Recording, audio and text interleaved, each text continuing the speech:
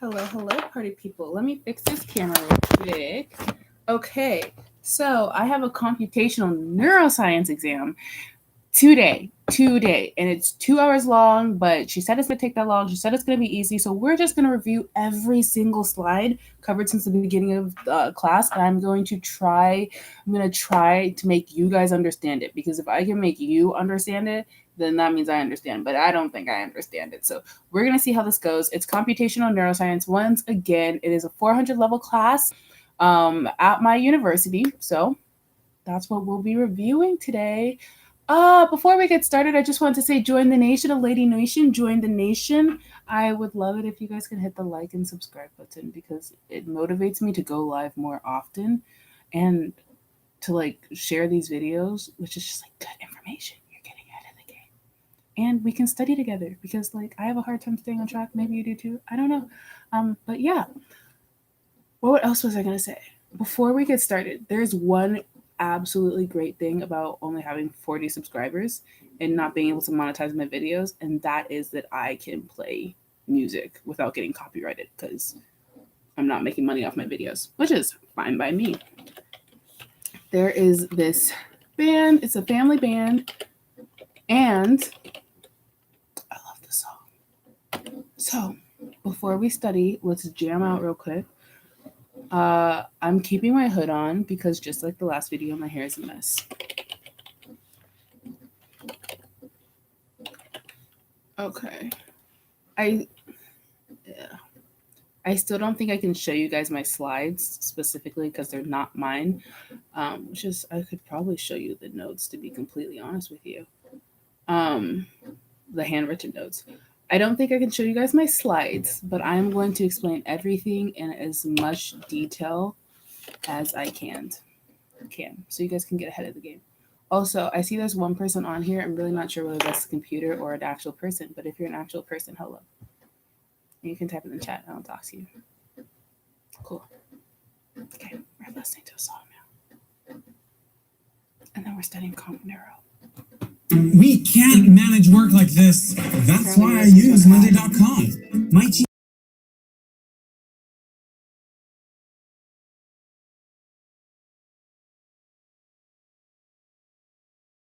If you watch this live back, please rate this song out of 10. Tell me, am I overhyping it? Or is it there's not nearly enough hype? It only has I don't know,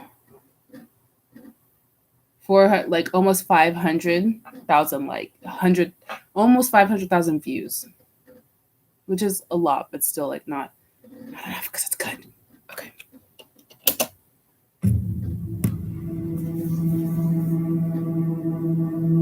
Am I allowed to show other people's videos?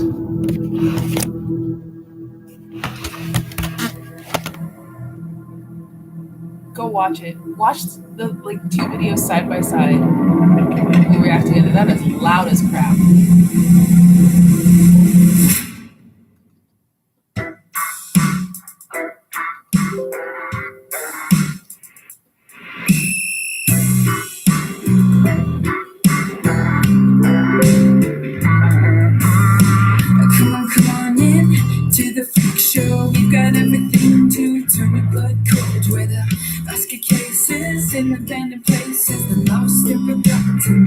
With hatred, everyone's scared of what they don't understand. Can knock us away, but we're not pawns to plan. You never could, never will control us. La da di da.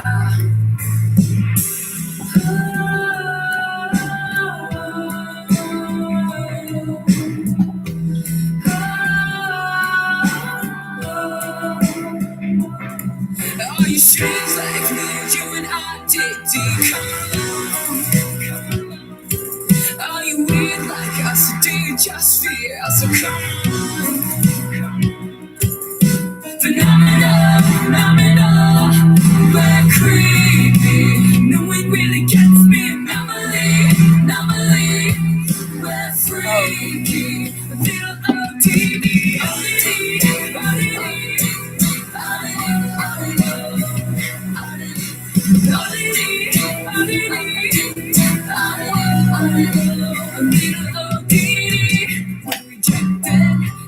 out to what's wrong with you. A disease. So society underestimates you and me. One by one we take a stand, manipulate the system, scar our hands, twisting fate, a revolution to la da di da.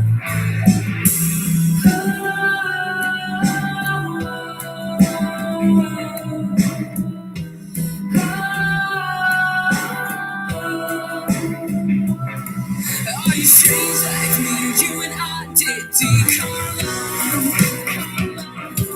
Are you weird like us? Do you just fear us? So come on. Phenomena, we're creepy. No, it really gets me. Anomaly, we're freaky.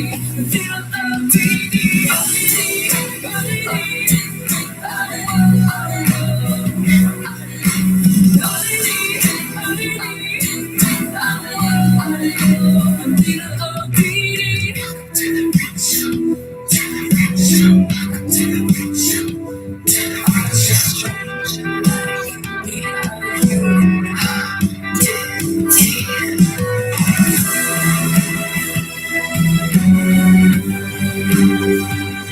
Like, let go of me.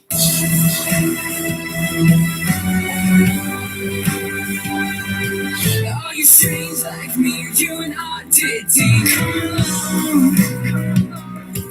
Are you weird like us? Do you just fear us? So come on. Phenomena, we're creepy. No, it really gets me. Anomaly, we're freaky. Feel the TV.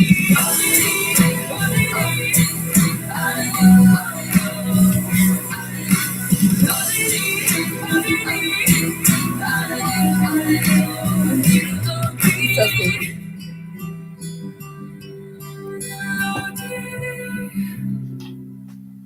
Okay, that's it. It's time to study now.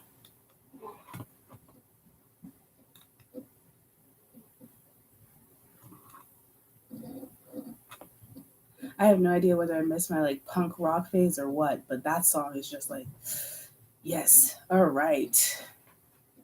You have to. Oh, you want to go down? You smell like a fart. Absolutely repulsive. A little old day. I've never listened to a song like that before, but I love it. I don't know if I'm interested in listening to more, but I love theirs. Okay, computational models for cognitive neuroscience.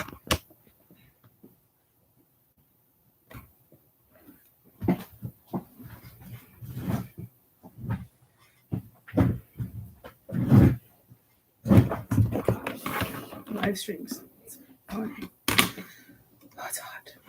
Okay. I thought I was seeing something. Computational modeling is increasingly common in neuroscience and psychological tools.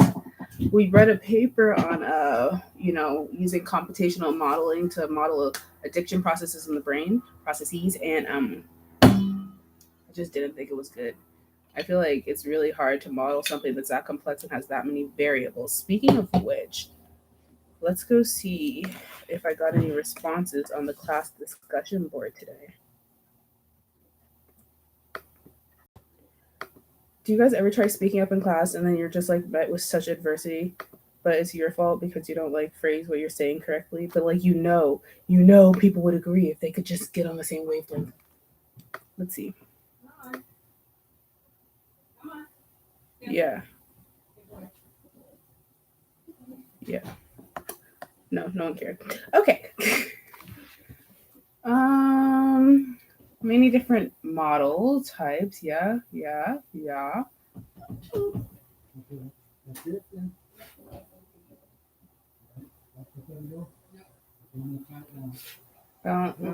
Balance breadth and depth. Okay. Balance computation and neuroscience. Try to balance underlying knowledge and application. Okay. So then we talked about computational neuroscience, artificial intelligence, and machine learning and programming. So those are the things that we're like not focusing on, even though we're making computational models for cognitive neuroscience. Mm.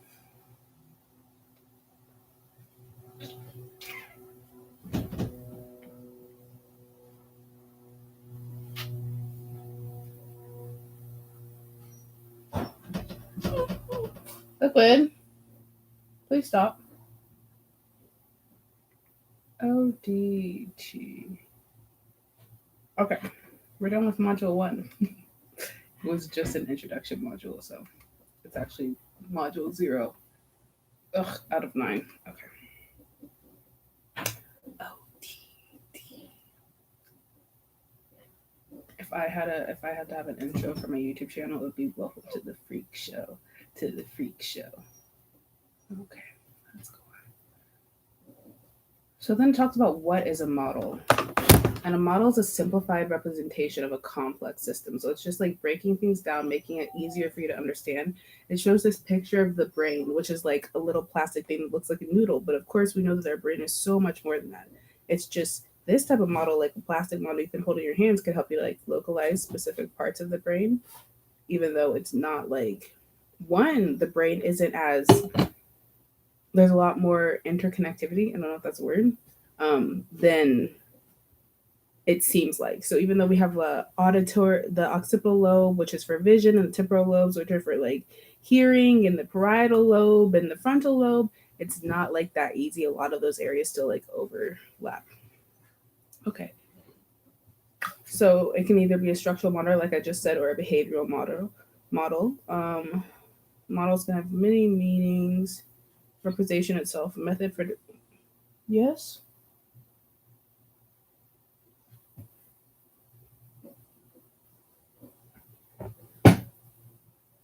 No, they're busy and you don't listen. It can be a representation. It can be a representation itself, so it can be like representing something. It can be a method for deriving relationships, so it can help you to understand something, which is a lot of what we're focusing on. And then it can be behavior produced by the representation and predictions of future behavior. That's a lot of what we're going to be focusing on today in this live stream. So cognitive models are any a cognitive model is any model that represents some aspect of cognition, and then there's simple models and complex models. So a simple model is a mathematical representation of memory retrieval time.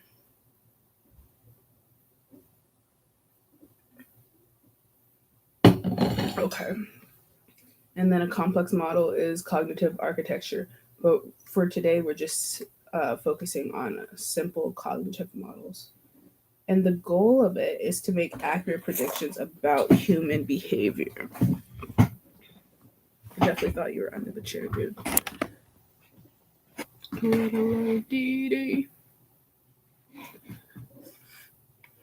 Models as representations. Okay. So their theoretical models are the simplest form of a model. Most models can be represented as boxes. Okay. So when you're looking at a model, I really wish I could like draw these things out for you guys without waiting.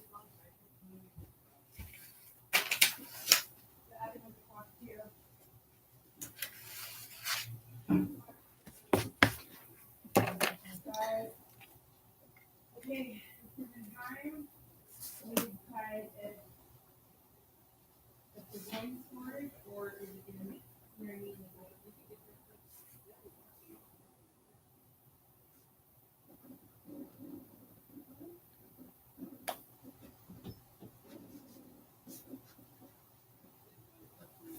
Okay, this is an example of a model where the boxes are model components and the arrows are the connections. So that's like, it gets really cool when you're actually talking about the brain, because then it makes sense.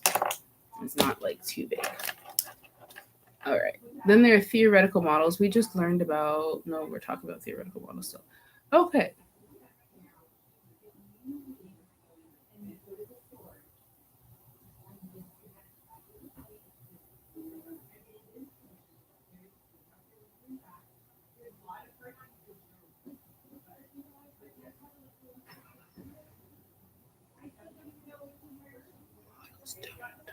Okay, models don't always represent direct relationships. That is true. We saw that in the example. Structure, process, development, Mars level of analysis. So let's talk about that. Mars level of analysis. See, this is what I think I might have to watch it. We're gonna see. Okay. Computational model. So okay, we were just on theoretical models, which is the simplest form of a model. I don't like that. Moving on to computational models. So computational models formalize relationships between model components. I would say that they like try and represent processes.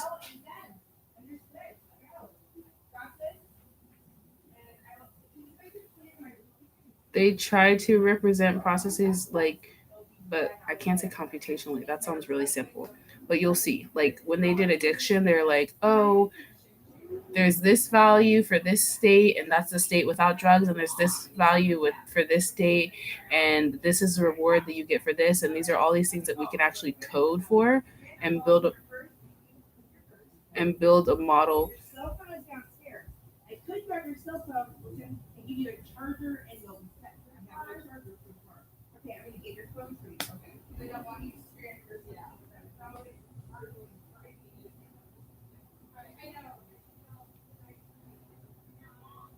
Can you guys hear? I don't know if you guys just think I'm like sitting here. But computational models formalize the relationship between model components, so they can like give actual kind of mathematical values. I wouldn't say math, but they give values to like processes that wouldn't normally have values.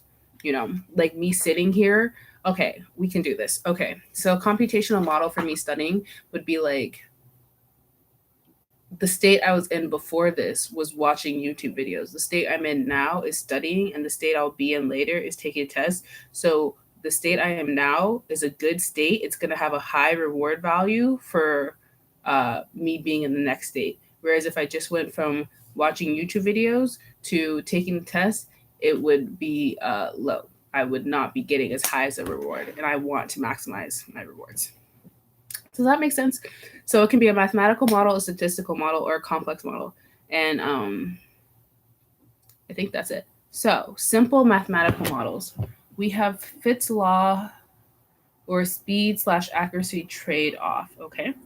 So Fitts law, okay, this is the one that's a little bit more intuitive to us. It says rapid movements will be inaccurate. You know, when you're trying to focus on something like, I don't know, like maybe drawing something, making a circle, drawing a straight line, you go slowly because you know that your movements are more accurate when you're moving slowly. So Fitts law is basically just like a model thing. If you want to be more accurate, you move slowly because rapid movements will be inaccurate, accurate movements will be slower. And then we are actually able to model this with an actual equation where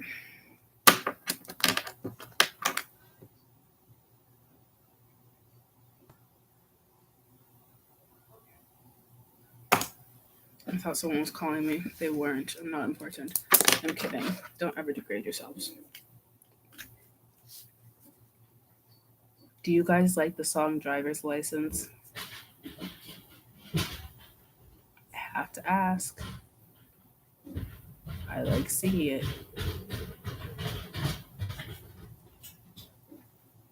Richard, can we get this in there? It won't slide around. Do you see this? Yeah. Oh my god. I mean, I'll focus on this. Don't focus on that. That was level first stuff. Now we're here. So MT is the movement time. So we're now modeling like we're putting a model to the fact that, like we said, your movements are less accurate when you're moving faster. So MT is the movement time. A is the intercept. So time when difficulty is 0. So that's saying like if your task is really simple, this is going to be like your time. You know what I mean? But the harder it gets, the more it. Yeah. It's like, oh gosh.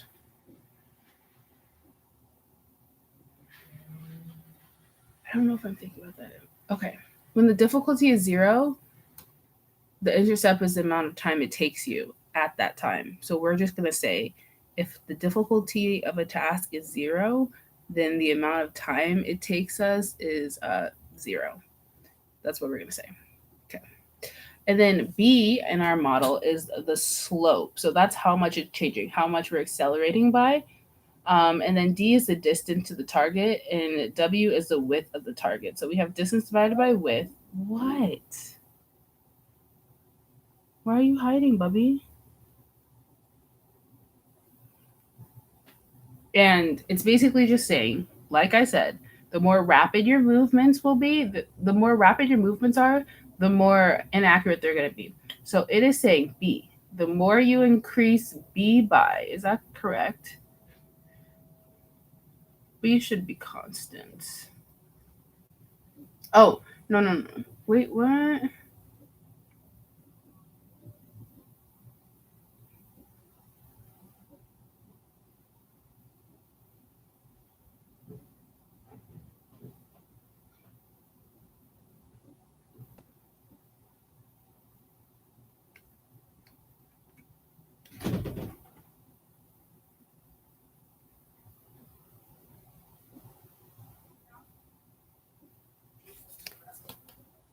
I don't know. I can't model that one because what's supposed to happen is when your movement time goes down, your movements are more accurate, and when it goes up, they are less accurate. We're moving on. We're gonna hope that's not on the test. Okay, so features and parameters. All right, these are important, so I'll write them in the chat. Apparently, you guys like that. Mathematical models represent the relationship between features and parameters. Okay. In Fitt's law, that's the one we just talked about. D and W are the features. So that's the distance and the target. Features. Could I actually keep this on while I take the test too? Would you guys like that? Stress test stress. Okay. So features describe the target. I'm going to put /goal. Okay. And then parameters.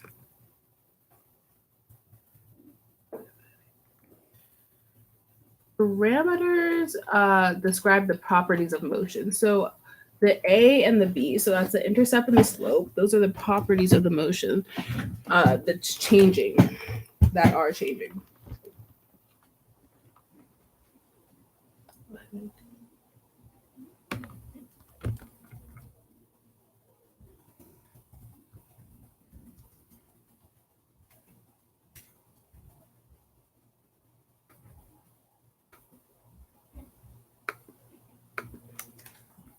Okay.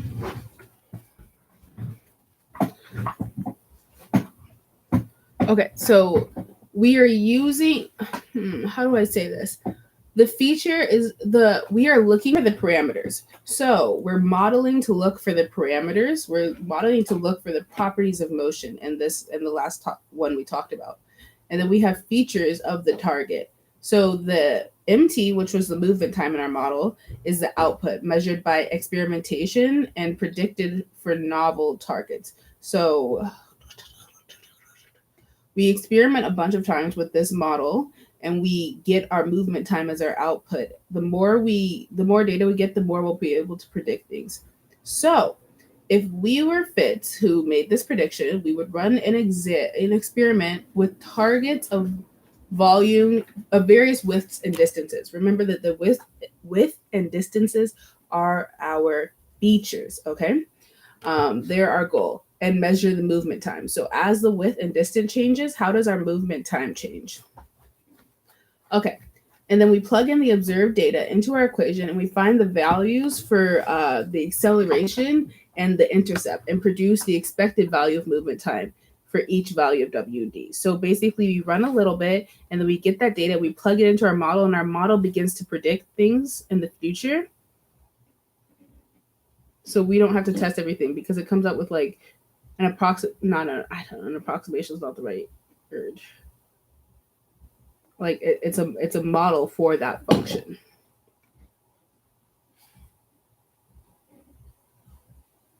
Yeah. But we need lots of data sets to do this, so it's more accurate. Okay.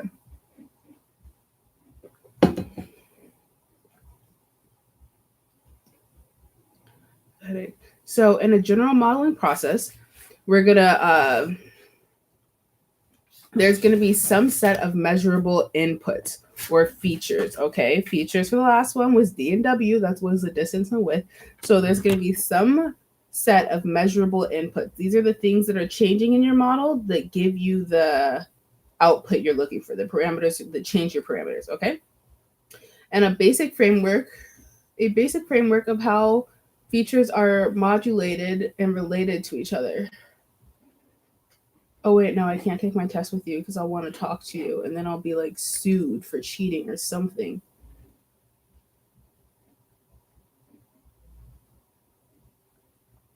That's me. Oh, that's also me.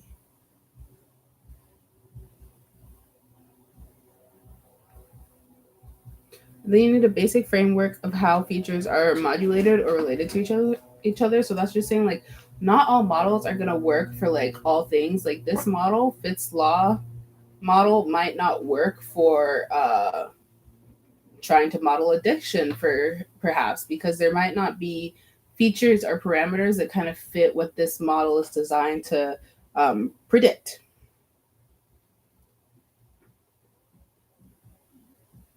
And then we have model fitting, which is the method for determining the best parameter values. Parameter values we get from the features. So we put in more features, we put it into our equation, and then we'll be able to fit our model accordingly and get accurate parameter values. We use those values in the future to predict different things without knowing the, yeah.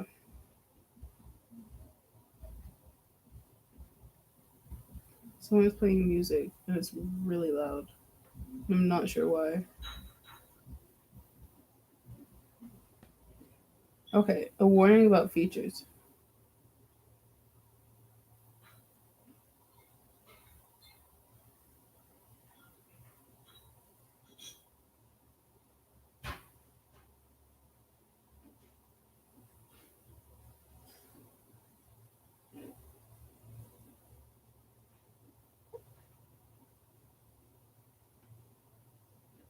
Can you guys hear that?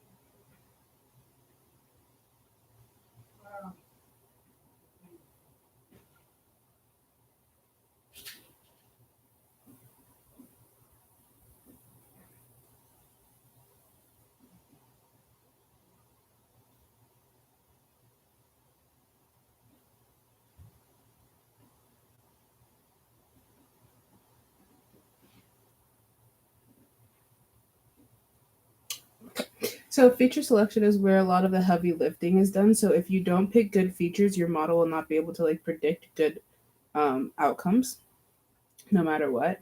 And your feature should be accurate because the more accurate, like and descriptive of the processes that you want to measure, um, your features are, then the more accurate the model will be.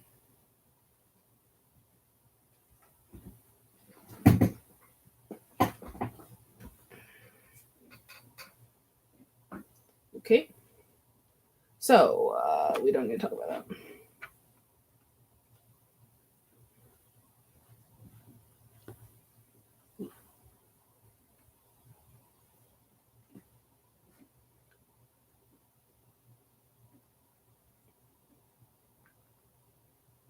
So one of the challenges is finding like good values for parameters that will best fit your data. I could only assume that's after you've put in your features. Um,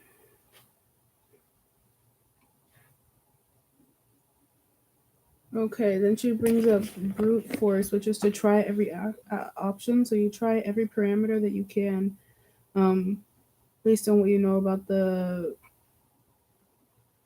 based on what you know from the data you've gathered. But this takes time.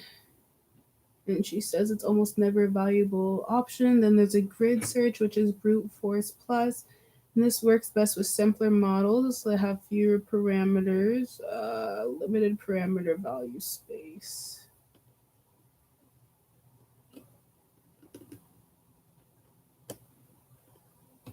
So basically, you just like you divide you okay, so your parameters have a range that they can be in, and you divide up that range and you test like small parts of the range. And if it's looking good, then you like keep testing in smaller parts. But if it's looking bad, then you know that that's not what your parameter is going to be.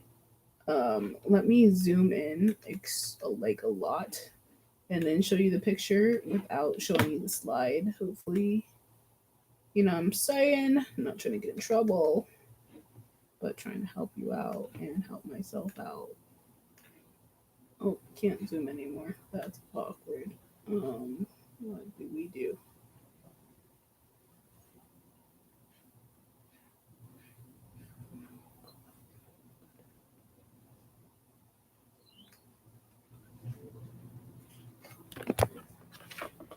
You guys see that?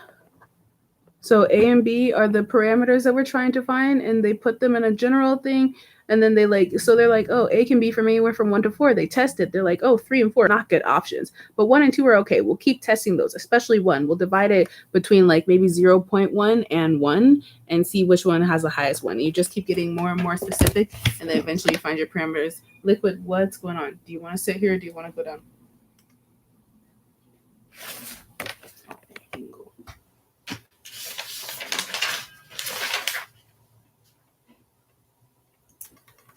Okay. Aggressive search method, y'all.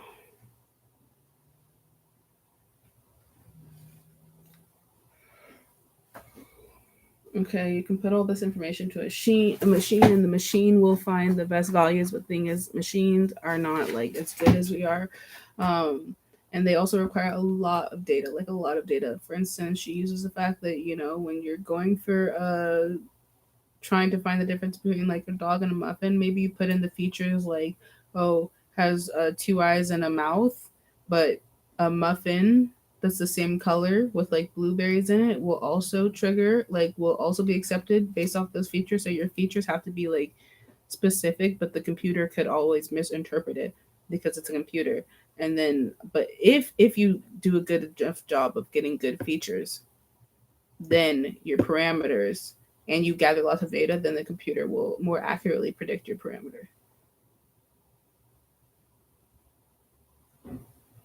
Okay. So, can models capture human cognition? Reinforcement learning. Reinforcement learning is like we want to give them a reward every time they make a step in the right direction, so they continue to make steps in the right direction. This also helps them learn where the reward is, and then we can see how well they remember like their path to get there because we want a reward. So, with reinforcement learning, the model adjusts parameters. Parameters are the like values that you use to predict the outcome. Model adjusts parameter values in response to feedback. So maybe we all start in a neutral space, and then we go to another space and we're like, oh, this is a good space. So we adjust the parameter values for that space, and we're like, this space is better than the neutral space we started in. I don't know if that makes sense, but yes, very similar to human learning process. Model structure is not okay. So it's like representing it, but the model structure is not like how the human brain works. And then there are neural networks. We haven't started that yet, but structure inspired by brain Neurons activate connected components. Yeah, we don't need that. Okay.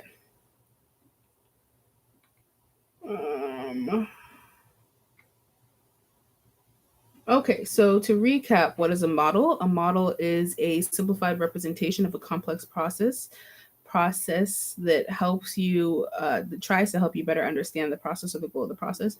What are features? Features are the descriptive, like they're the target, they're the goal.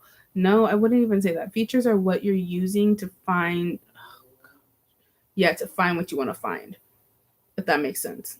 So in our movement time, the feature, oh no, don't like that example. Could I say that? Could I say features are the thing that are changing the outcome? Parameters are the things that predict which, like, how much the outcome changes. So I don't know if that's right. You pick your features. Based off your features, your model tests for your features and it updates your parameters and you get an outcome. That's what I'm going to say. And parameters are the part that you're like testing. Yeah. They describe the properties of the model. A policy, when did we talk about policy? Policy is a set of equations, etc., that determines the model's behavior.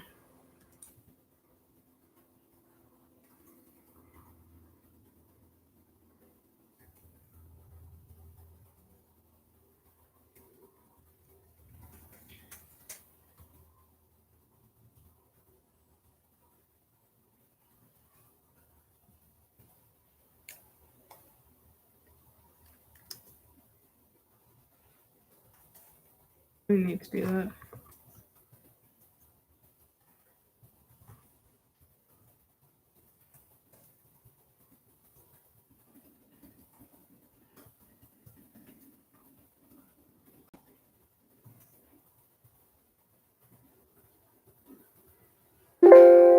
Do not die.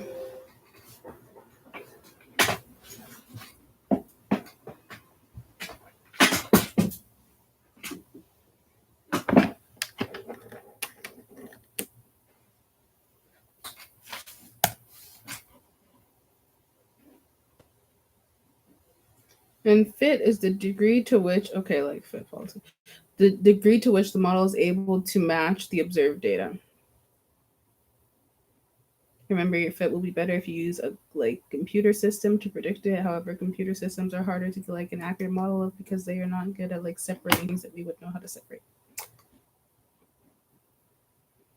That's 1 out of 9, baby. On to 2.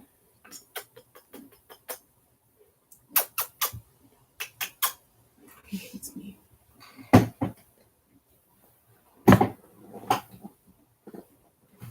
Let me let my dog out.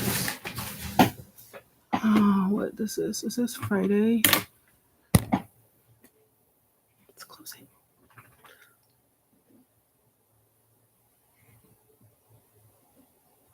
Okay. Yep, we're on 3.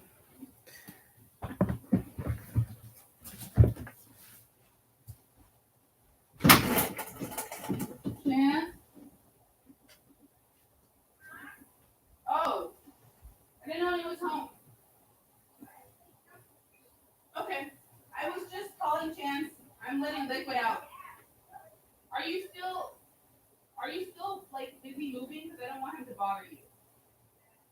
You are? Okay. I'll get him then. Can I help you? What are you doing?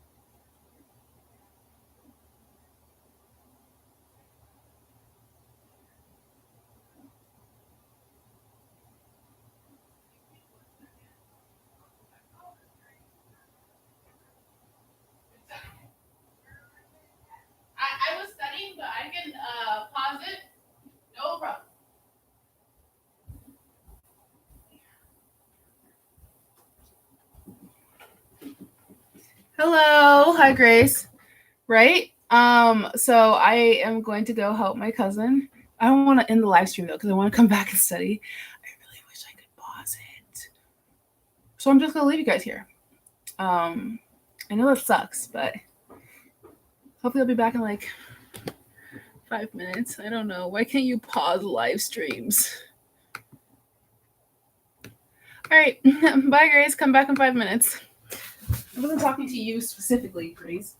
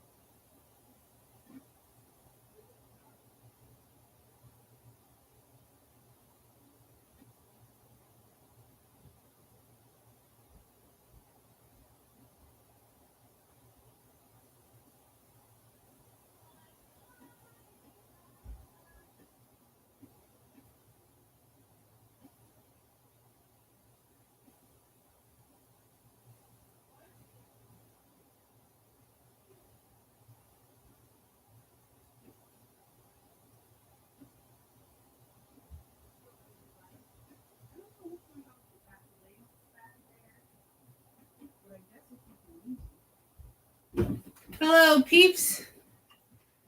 How we doing? Cancel. Okay, it's been a little bit more than 5 minutes. Hang in. Hang with me. We're going to get back to Cog Neuro. I will be back, I promise.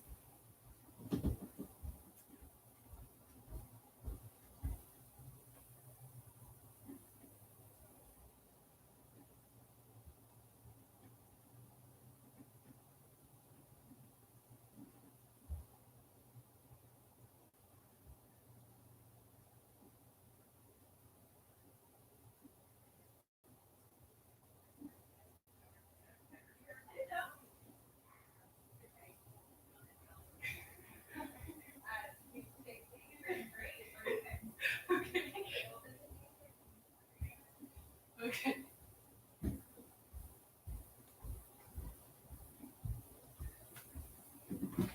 I'm back. My cousin disappeared. It's hot. This is the thing about wearing a comfy all the time. I swear it makes my body sick because I overheat. Grace, I can't get a hold of you, so come back if you want.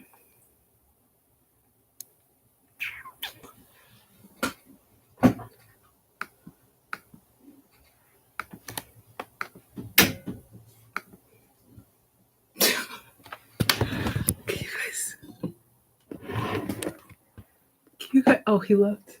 My dog was just like peeking his head in there.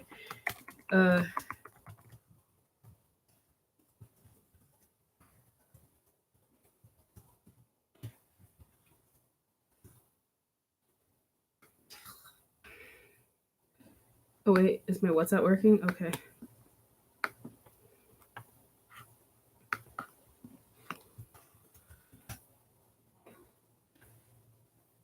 One thing about having a pet, can't put chapstick on, there's always dog hair all over me. Grace said, well, this is exhilarating.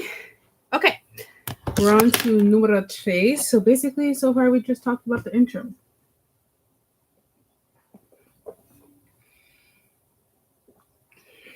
We got into reinforcement learning. That hurt. That went like very far back. We got into reinforcement learning, which is basically just like rewarding people, trains them to do things.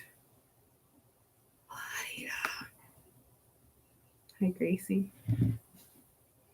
At least I hope it's Grace. Grace, is it you? Okay.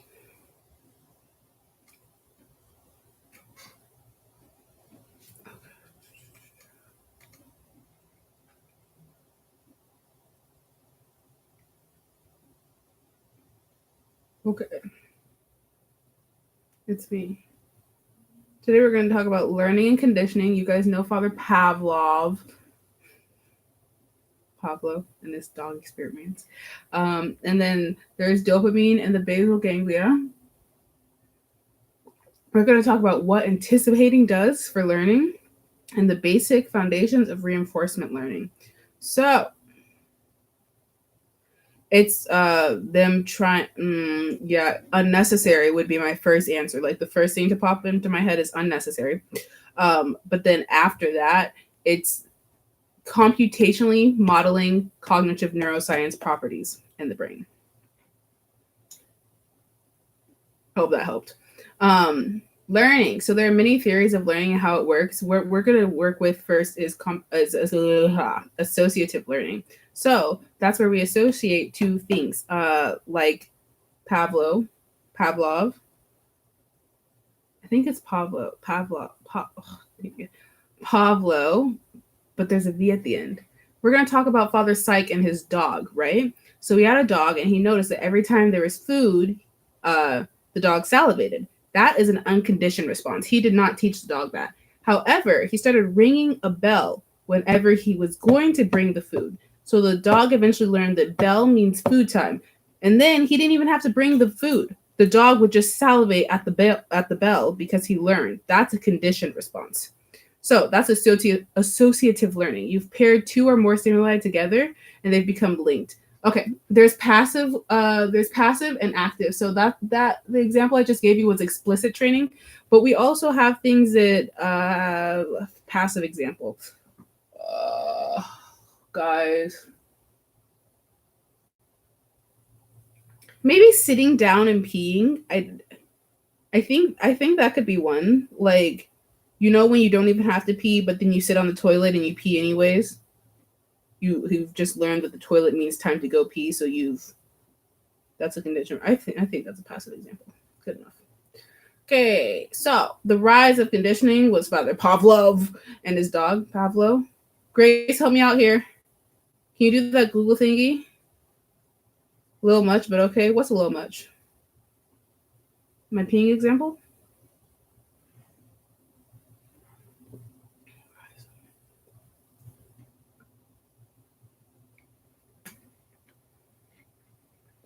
So, whatever. Peeing is a natural thing.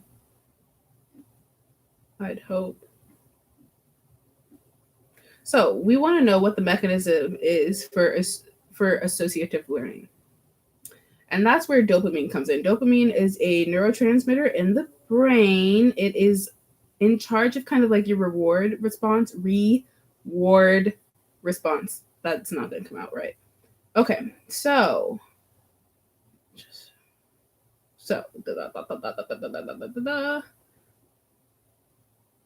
the basal ganglia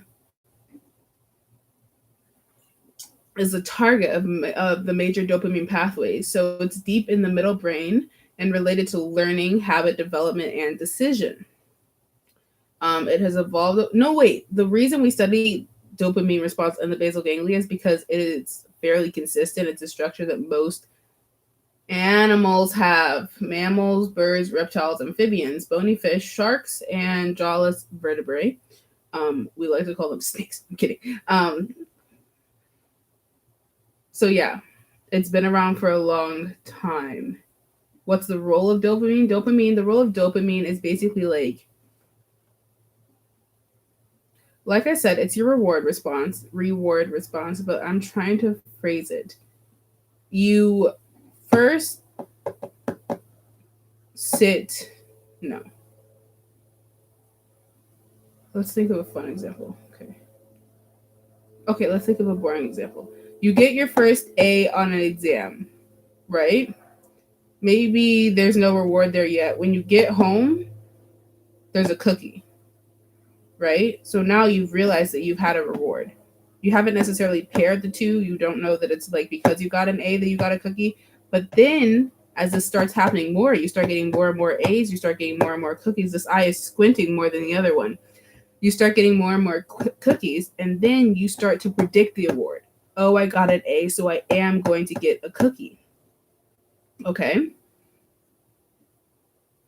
Am I thinking about this already? I'm like 95% sure I am. And then when the reward is omitted, you've learned to do good in school. So you still do it. Now you've learned it.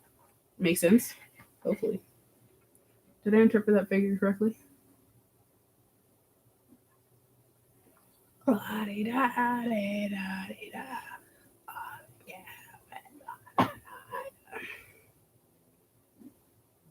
Oh, Grace, if you're wondering why I'm like singing like a pop rock star, it's because I listened to this song. I'll leave it there. Grace, I mean, like if anybody's wondering who Grace is, well, I'm not going to tell you, but I don't know if you can see her messages in the chat. I'm like pretty sure you can't. But she's somebody who's watching this live stream. She's someone who should give it a thumbs up right now. Grace, can you hit the thumbs up button? Thank you. Thank you, Grace.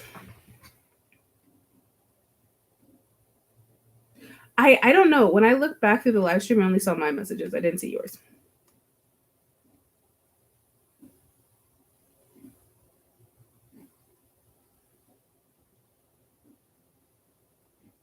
So, reward anticipation. Oh gosh. Anticipating a reward, decision making, and learning are all like, they all trigger the same part in the brain, which is around the basal ganglia, which is in charge of like dopamine. So that's how we got to this idea. So we see associative learning occurs when the brain predicts a reward in response to a stimulus. That's what I said. Dopamine response only occurs when prediction is exceeded. Like if you get an A on a test and you go home and you get a high five, but you get a high five every other day, then you're like, that's not exceeding what you predict that you will get. Like maybe you're predicting you'll get a cookie, but your parents give you a cake. So then that's like, you're going to have a dopamine response then. Does that make sense? Once association is formed, a completely predictable environment will stop producing a dopamine response.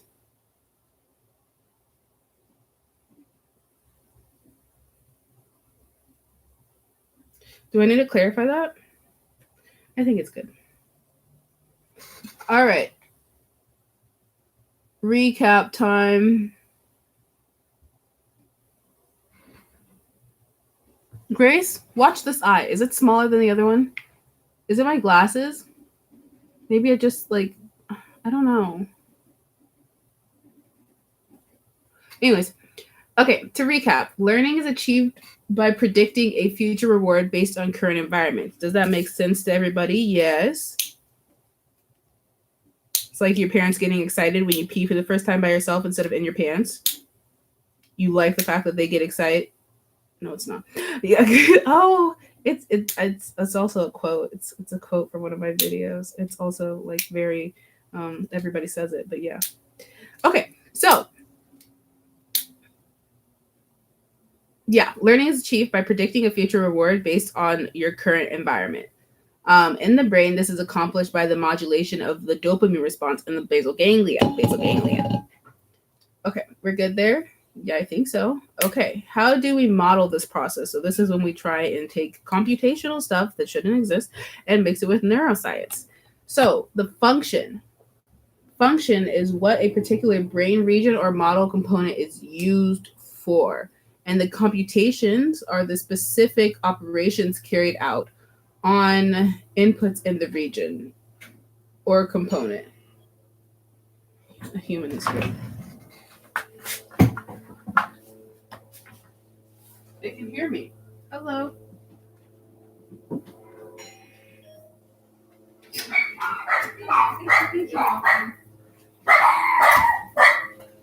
Hey, me. Hi. Hi.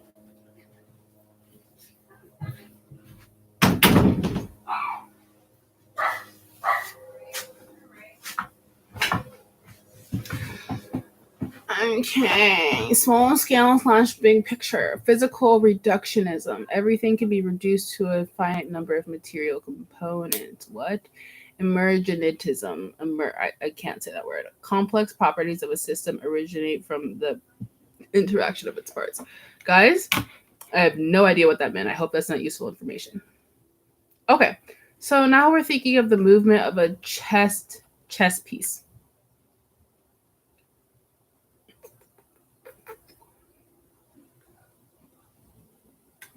I don't understand chess, so give me a second while I try and understand what she was trying to get at here.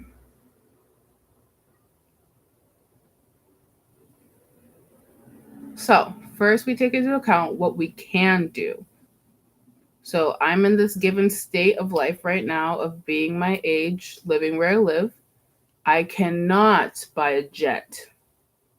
I cannot go from this state to buying a jet. First, I have to go to another state, which would be marrying someone rich or actually finishing my education and getting a job. Okay, does that make sense? So I take into account the current movements I can make in this state, which is to finish school or drop out of school. Okay. And then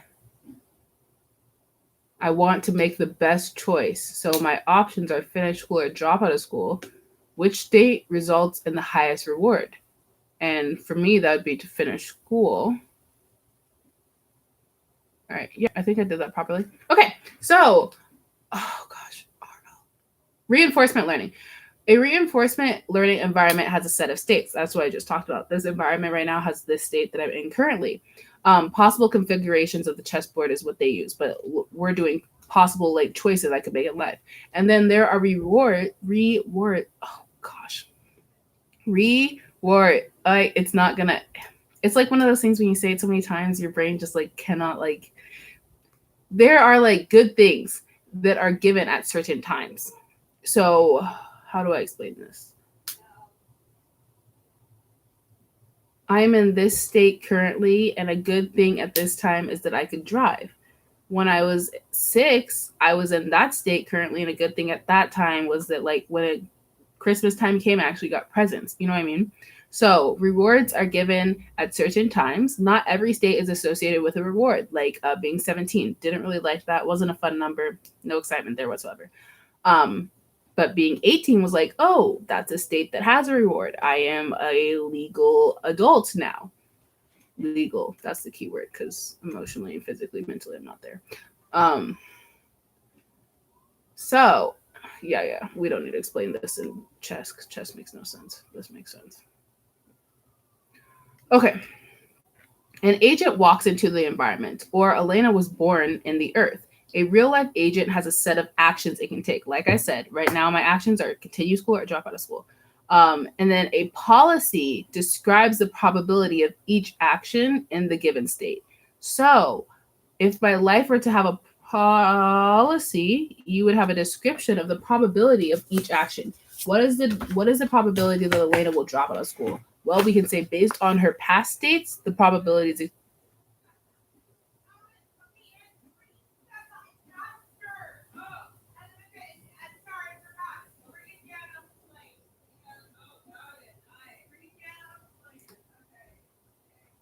based on my past states, we predict that I'm not like the probability of me dropping out of school is low. I'm sorry. The probability of me dropping out of school, I don't know if you guys can hear that. The probability of me dropping out of school is low. So, and the probability of me staying in school is high. Okay. We're gonna write action equals A. Okay, Grace, this is a question for you.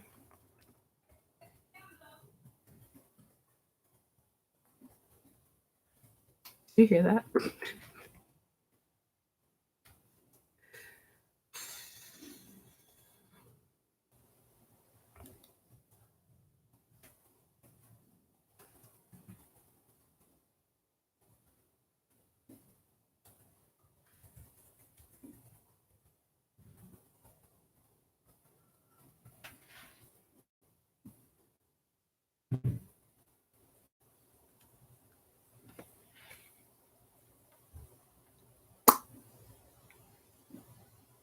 Okay.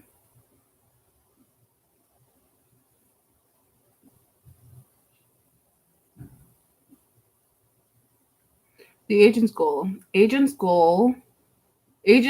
All reinforcement learning agents have the same goal, one unique goal, to maximize the sum of future rewards. So if my goal is to maximize the sum of my future rewards, I am not going to drop out of school. I'm going to continue in school because then a reward is graduating with my bachelor's and then graduating from medical school and then like getting a job and then getting paid, and then buying maybe a house, maybe a car. Who knows? Who knows? All that stuff, it doesn't really matter in life, but those are like the rewards. And to maximize those future rewards I can have, I'm going to stay in this state, and my next action will be finishing school instead of dropping out. Dropping out would not maximize the sum of my future rewards, so it would not make sense, and it is not the goal that agents have. Okay. Did I say rewards equals R? I gotta pop that word today. We're done with that word. Did I ask you, Grace? Grace, should I stay on here while I take the test so you guys can see the stress on my face?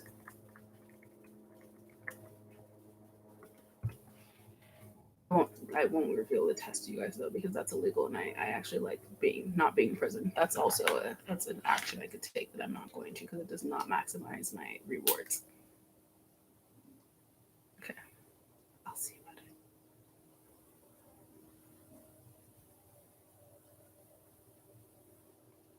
Okay, so now we're adding a value. In order to make good predictions about future rewards, the reinforcement learning agent may have additional properties.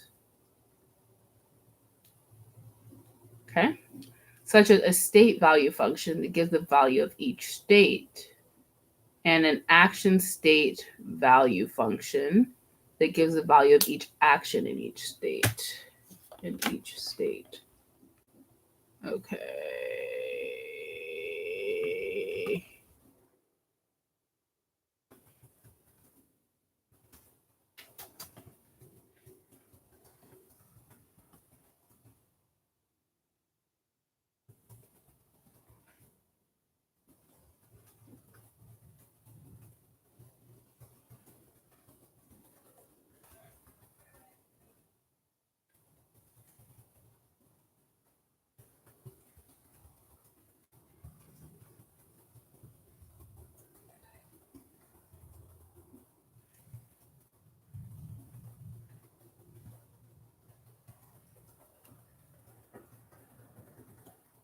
In fact, I cleaned the floor today, but now my dog is getting his way again, as he always does, because he's a spoiled brat and he's making my floors dirty again. Every time I complain that my dog is a spoiled brat, I realize I'm not being mean to the dog. It's my fault. It's my fault.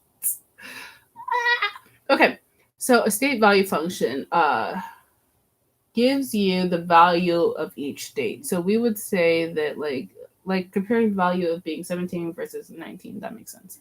Okay, and then an action state value function, it gives you the value of each action in each state. So I would say that the value of school is higher in the state I am in now than it was when I was 17. However, it was important that I stayed in school while I was 17 to get to this state where the value is higher. Okay. What is a value? Rewards are an objective property of the environment. Values are the agent's estimates of the reward. So, values and the rewards associated with each state.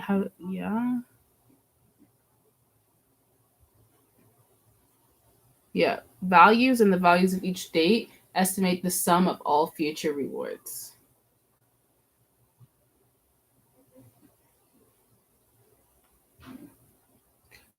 I always want to put my necklace in my mouth, but then I remember that's my dog's favorite chew toy. Example, graduate school. I'm just trying to understand more about what Q is. Because values make sense, but Q is the actions you can take. So, okay.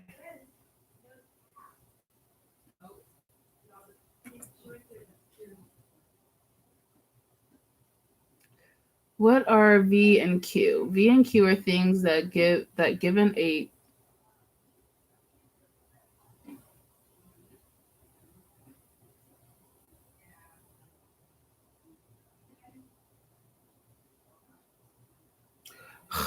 V and Q are things that given a state or a state action or state action pairs return an estimate of the rewards. So if I take the value I am in currently, the value of each, perfect, that makes sense. So my estimate reward for graduating for my estimated reward for graduate school is the sum of the value I have for being in that state and the actions I assume I can take when I'm in that state. Does that make sense? Hopefully. V and Q are what the agent needs to learn. So we are learning the value and the actions that we can take in that state. No, okay. I did that wrong. I described Q incorrectly, I believe. Q, where are you?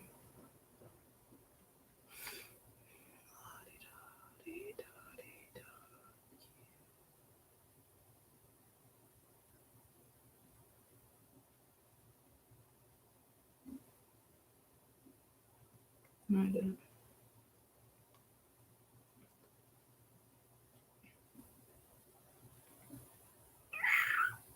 Okay, we're done.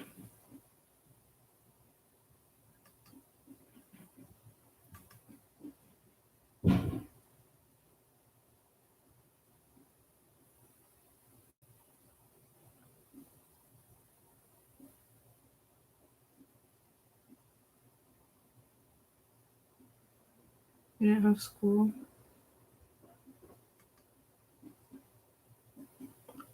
4 out of 9. 4 out of 9, baby. Okay, we go on with reinforcement learning. I want chocolate. Thoughts on me getting chocolate? They have this delicious chocolate. The only problem is that it has peppermint in it, which is so unnecessary. Okay.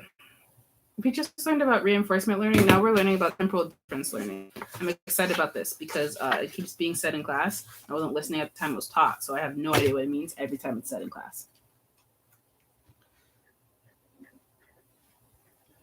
We just finished reinforcement learning. Now we're doing temporal difference learning.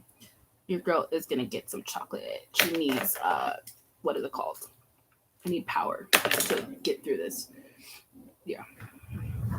Guys, you hear that? Don't do drugs or alcohol. Eat chocolate. Like a healthy amount.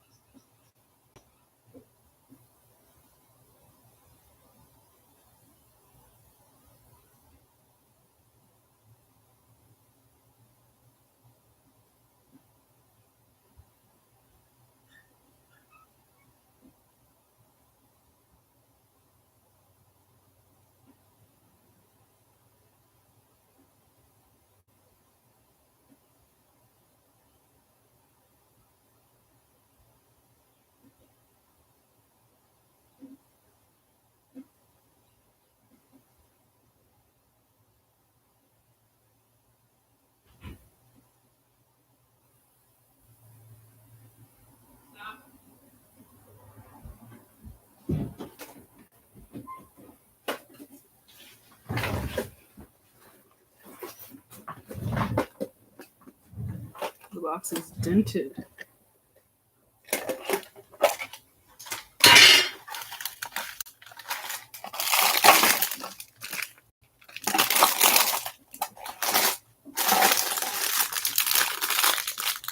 The peppermint really is the worst part of this chocolate.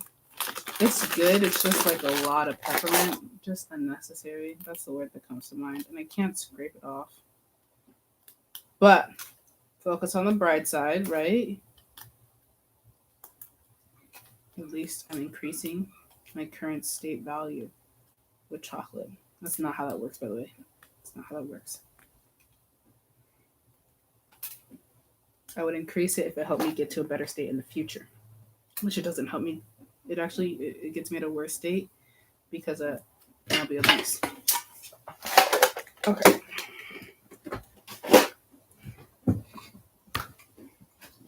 chocolate break. Okay.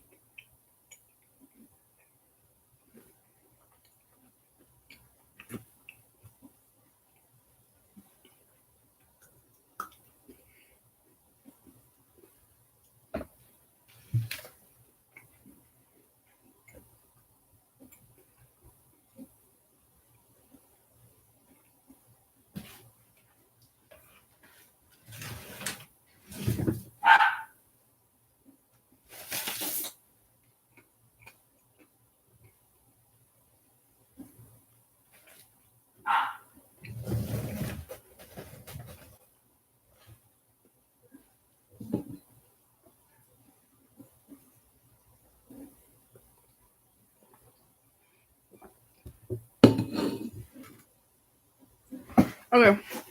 So we can have V and Q tables.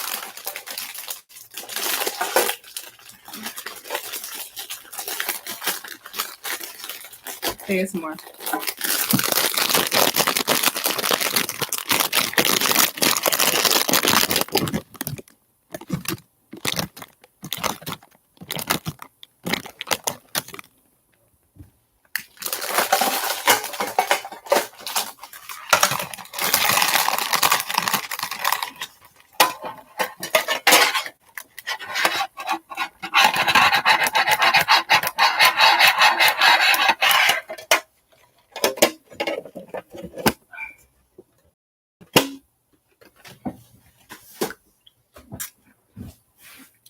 Okay, ASMR. You can hear my cavities rotting, okay, right? Right? My teeth rotting from my cavities.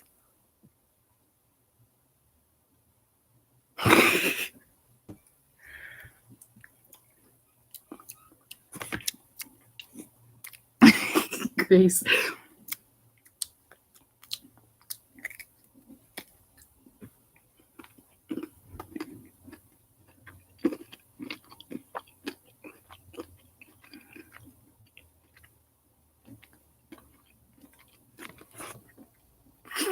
I'm done.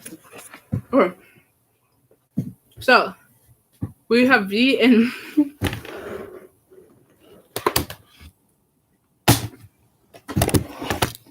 we have V and Q tables, right?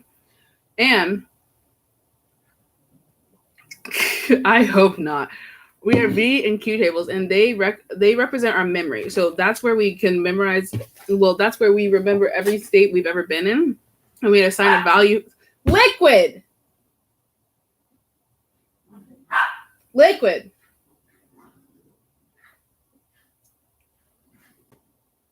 And we assign a value to that state, so we know like whether it was a good state or a bad state to be in. And we assign a value to the actions we can take from that state. No.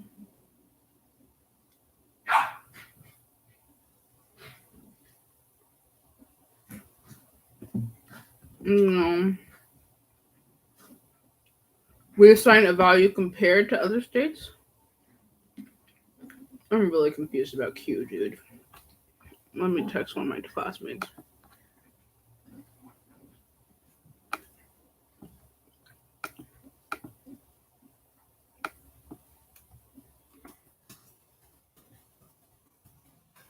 Liquid trash.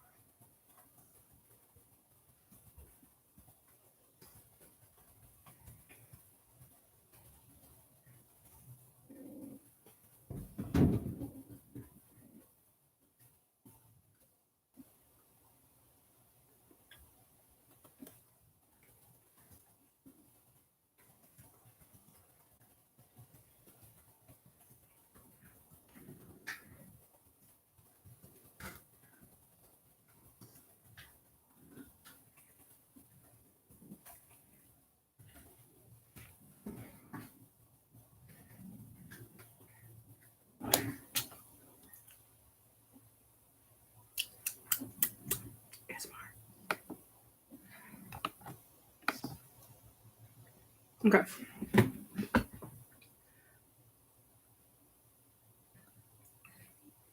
If I'm not speaking, that's because they review the same material.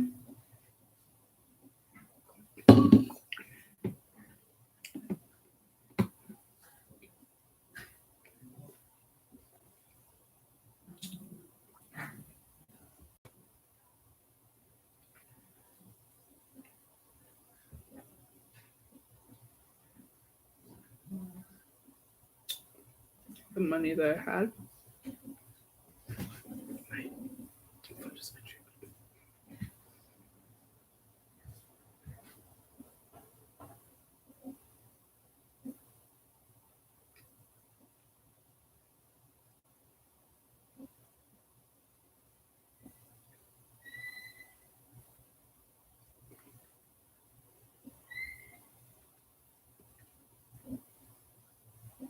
All right, thank you.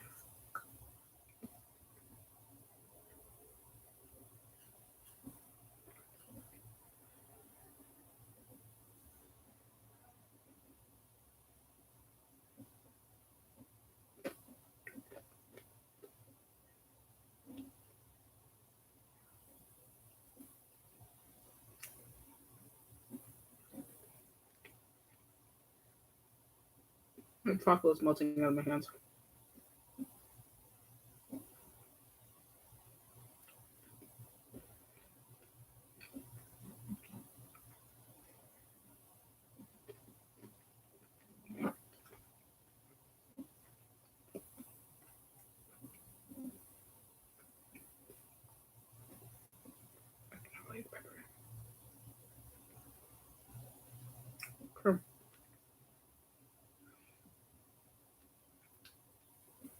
Temporal discounting. Pretty sure that's not what I said earlier. But that's what it's supposed to be.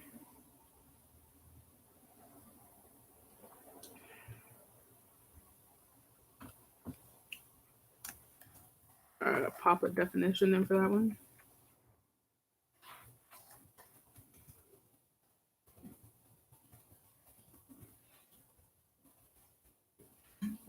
I know this is going to sound silly, but I hope I'm studying too much because my, I don't know, MO as of late has been not studying nearly enough.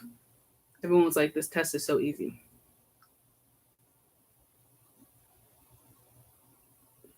That's not what I'm supposed to do. La di da di da di da.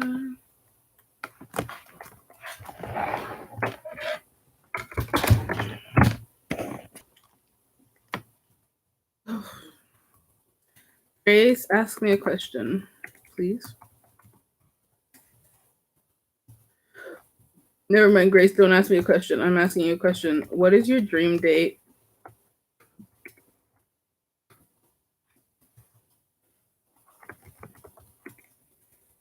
Please answer in the chat. Anybody else who's watching as well? I know mine.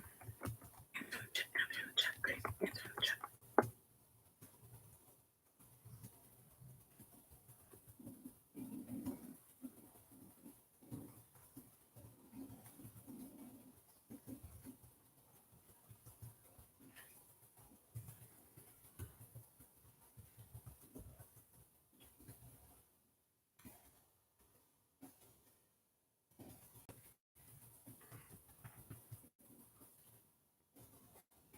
But you didn't define gamma yet.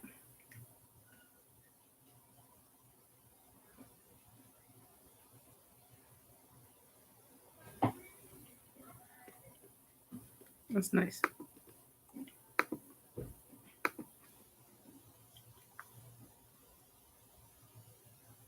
Pretty sure my father just arrived. That's cute.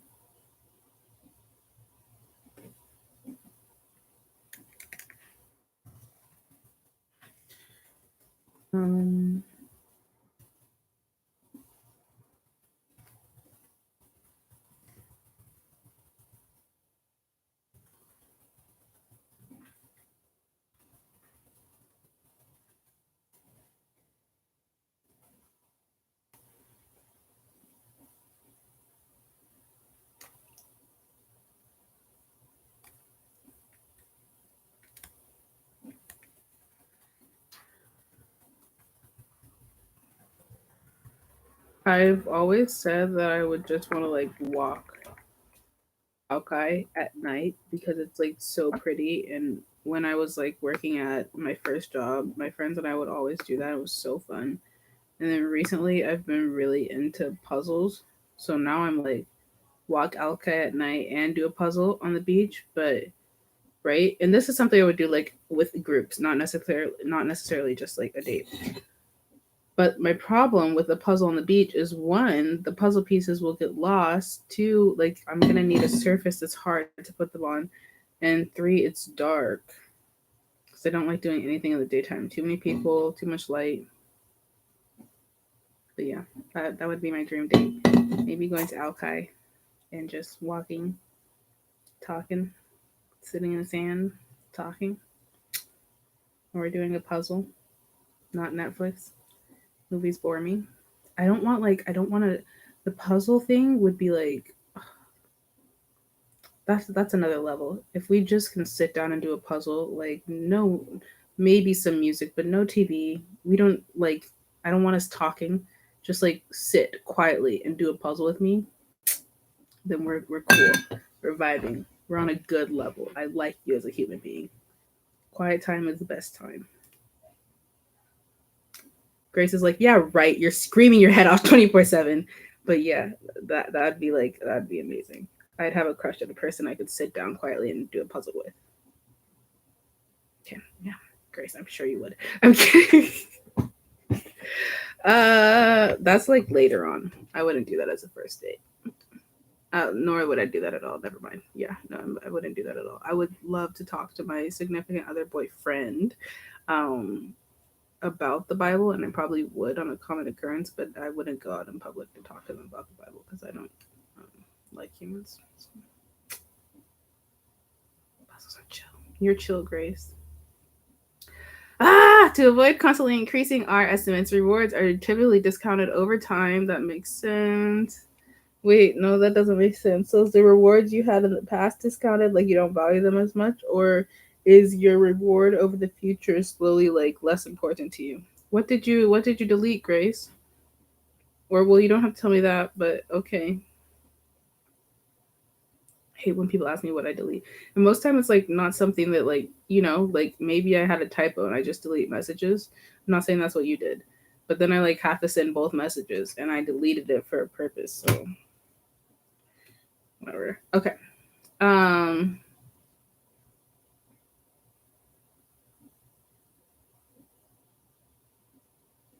you should have no shame in your game, baby girl.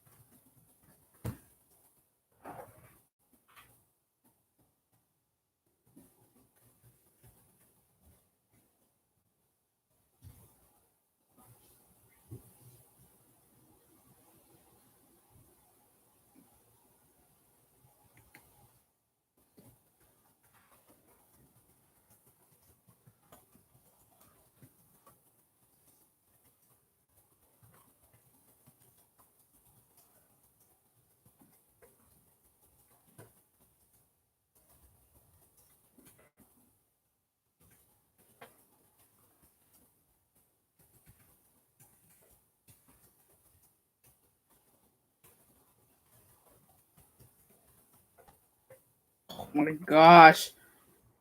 Oh, that's gross. That's really disgusting.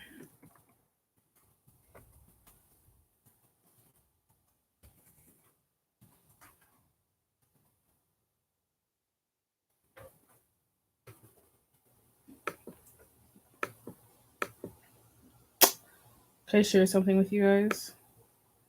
I recently gained a like massive amount of weight, right?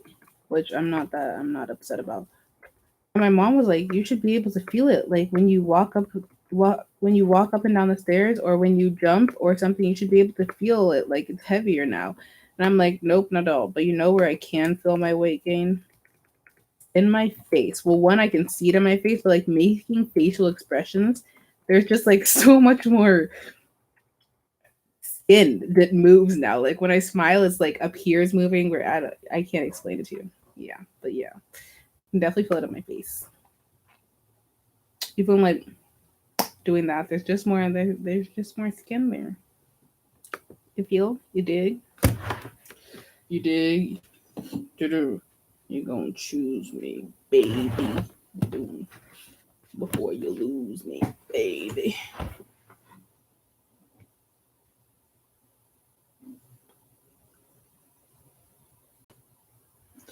So, alpha allows us to associate stimuli. There's no more.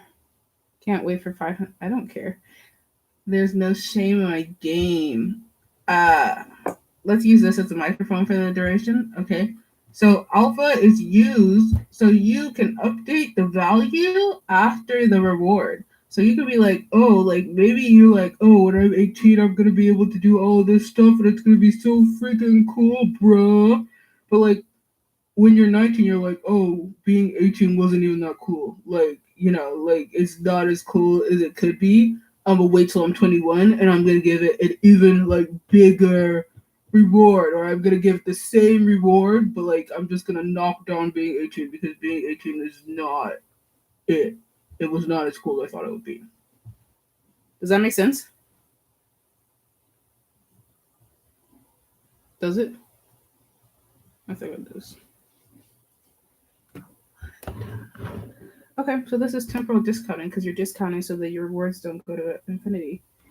I cannot wait to be done with this. I want to be great. I want to be great. I want to be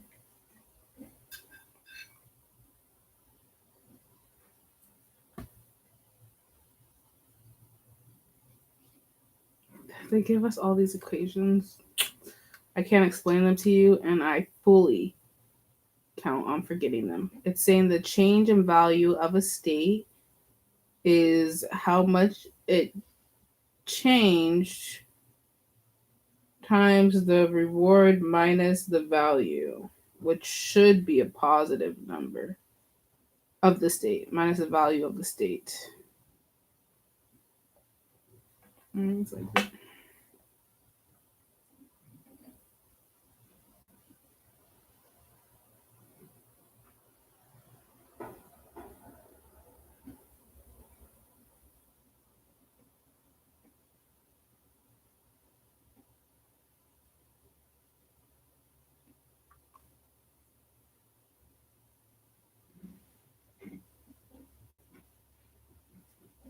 I can't wait to be done studying this.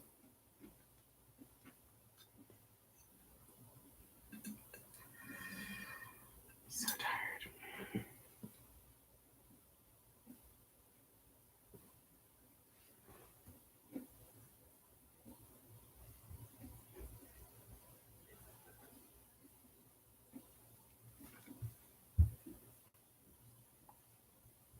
I forgot what gamma was. Alpha allows you to change. What does gamma allow you to do?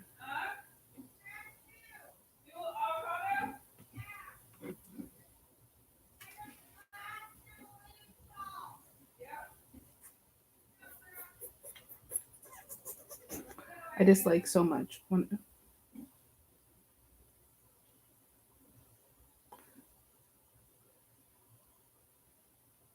Oh, alpha allows you to update the value. And then, no, I knew that. What does gamma do? Okay, gamma discounts the reward. So it's like maybe that reward wasn't as great, and then alpha allows you to update the state in general. Okay, we're good, we're good, we're good. See, Grace, I'm sure like, what is she even talking about? And this is a tricky part about this, right? It's not like I knew about any of this stuff before going in. I have the same mindset as you, literally. There's no class that prepared me for this. So however confused you are is however confused I am. I'm more so. It'll make sense. You make it make sense.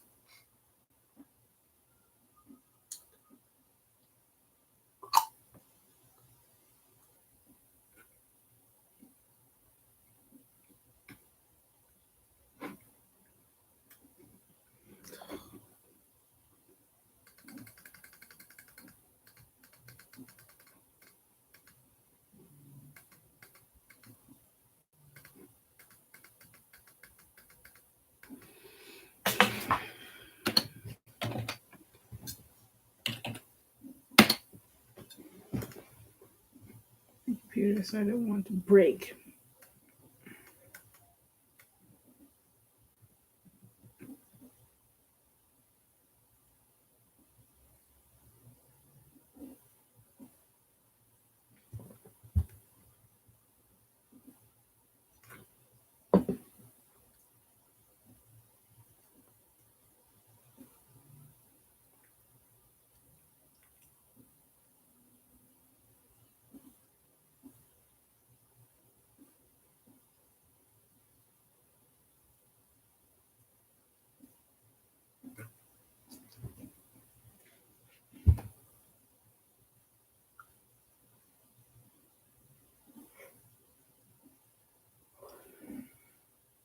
I'm not talking because I'm looking at a bunch of equations right now. I can't really.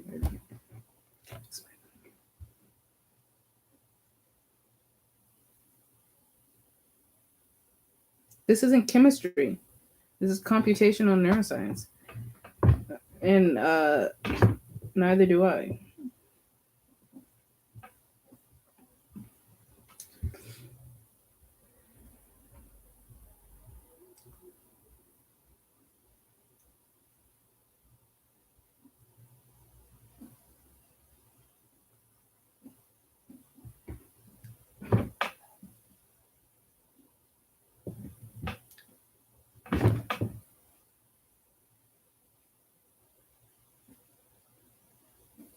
Go to sleep.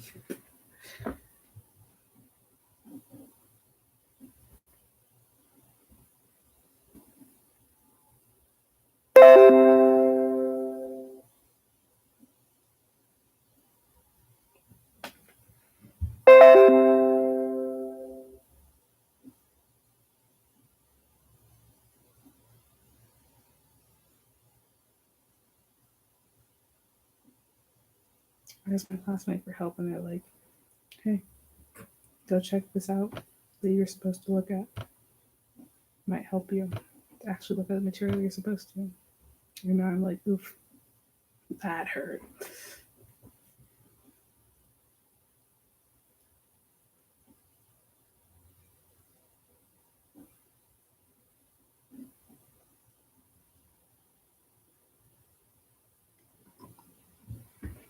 This is why I don't like live streaming. There becomes a point in the live stream where I just sit in silence.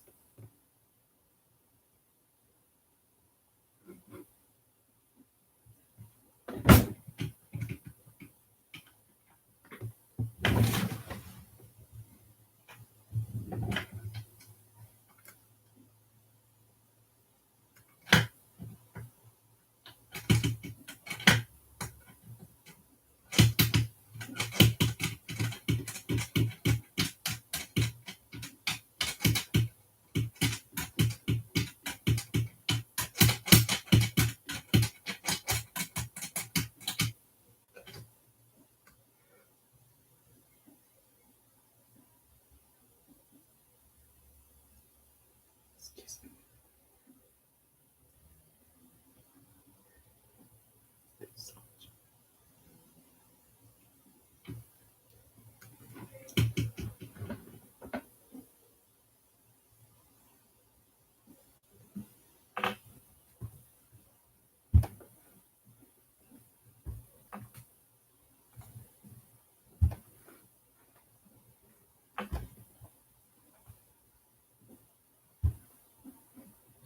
Okay, so there's an optimal policy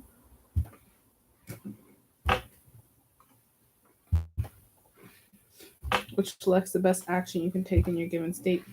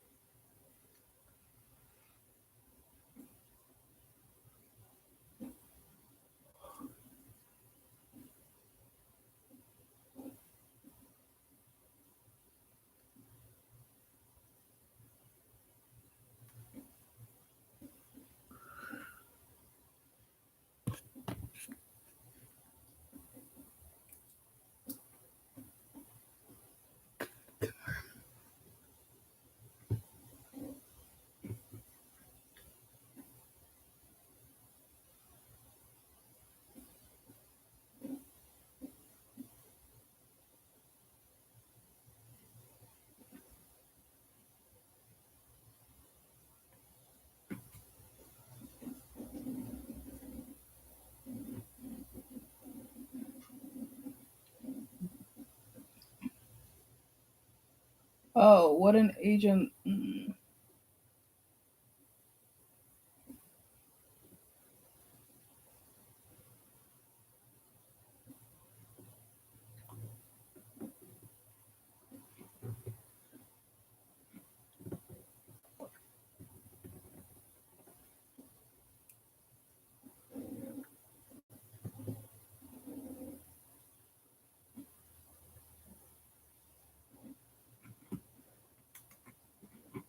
Four is done. We skip 5. We do 6. I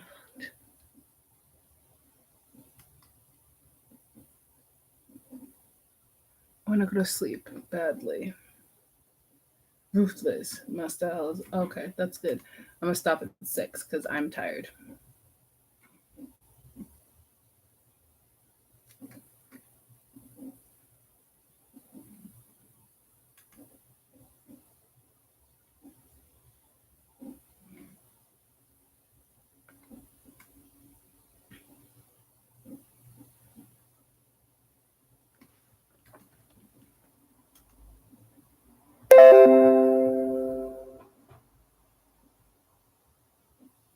They responded. Person, they responded, thank you. I didn't mean to shade you early. Well, I meant it, but I didn't mean it. I meant, I don't take it back, but you are a good person, so I didn't, no, I don't know how to say it. I didn't mean, no. I'm trying not to make it sound like I didn't say it. I said it, but you are a nice person. Yep.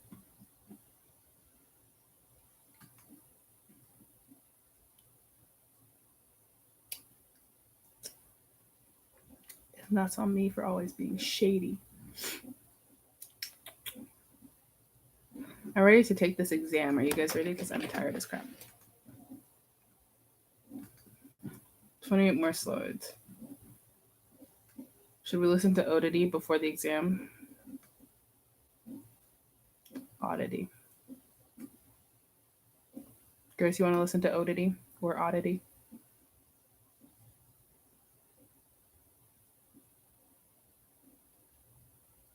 Have you listened to it before?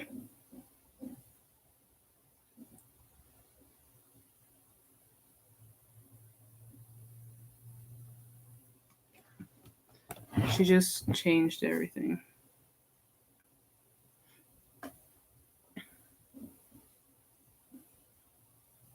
Perfect.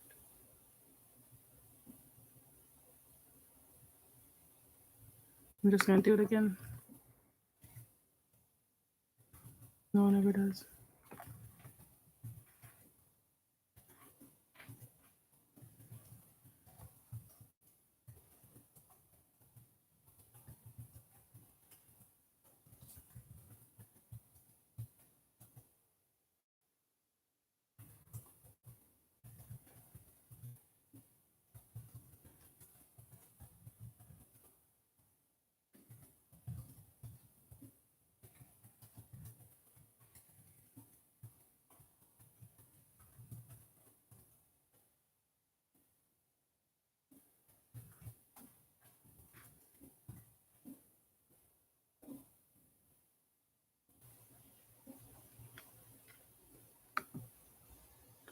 Should I look at my score on my most recent exam, or should I not look?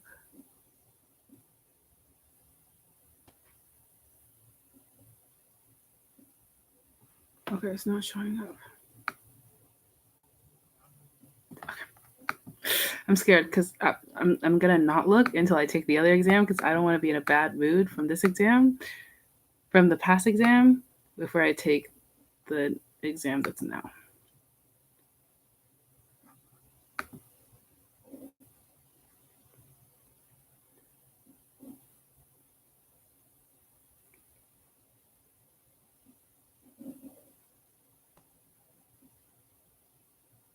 Okay. Back to live streaming. Grace, what do you mean by give yourself a fresh start? I don't know what that means.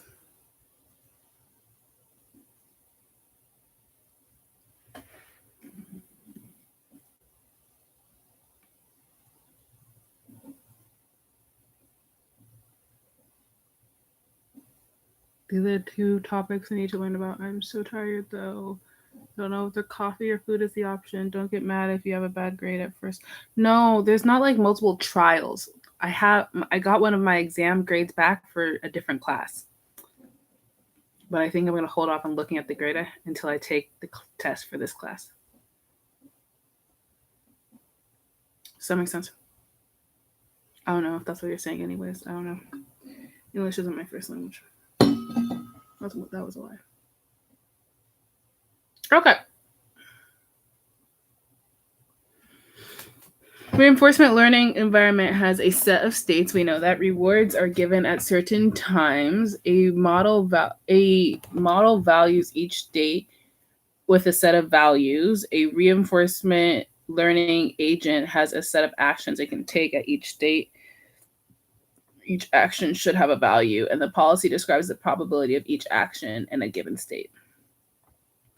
A model values each state/action pair with a set of Q values. Q value is the state/action pair.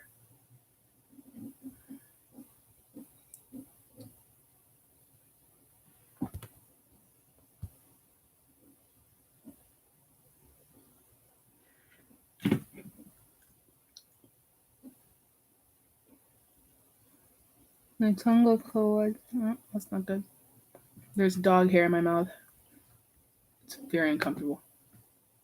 That is absolutely disgusting. I don't know how that happens. Have you ever had hair on your tongue? It's the worst feeling ever.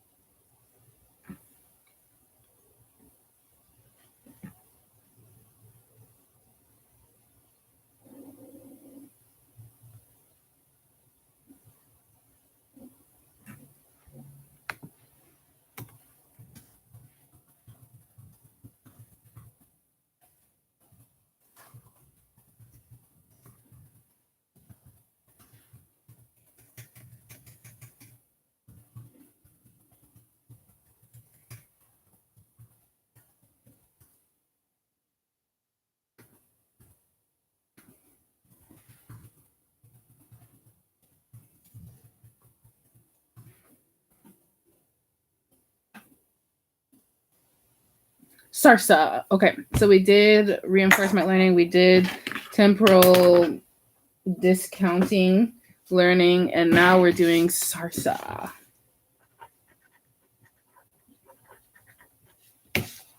SARSA is an extension of temporal discounting learning to the action pair. In practice, you update your state action pair based on rewards generated by the actions and the values of the next actions.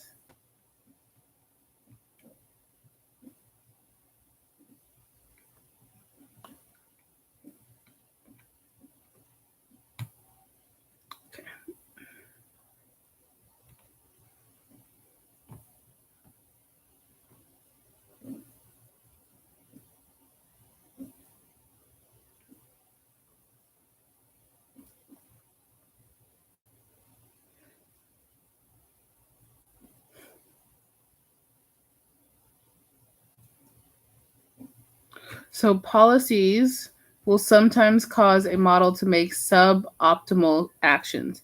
Using SARSA, the Q values will be updated based on the consequences of the actions taken. Okay.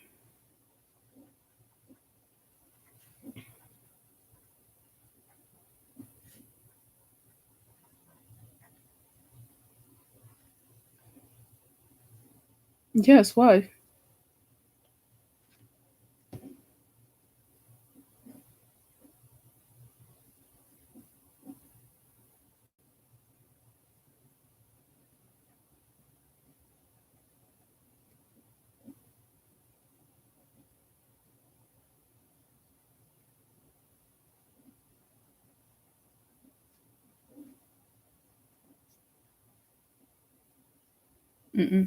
After this slide. And 8 slides. And 8 slides after some water and jamming out to oddity. I can't talk while I'm taking the test. I'll show you guys my facial expressions, but if I talk, then I think it's cheating because I could be giving away like information on the exam. Makes sense? Question mark.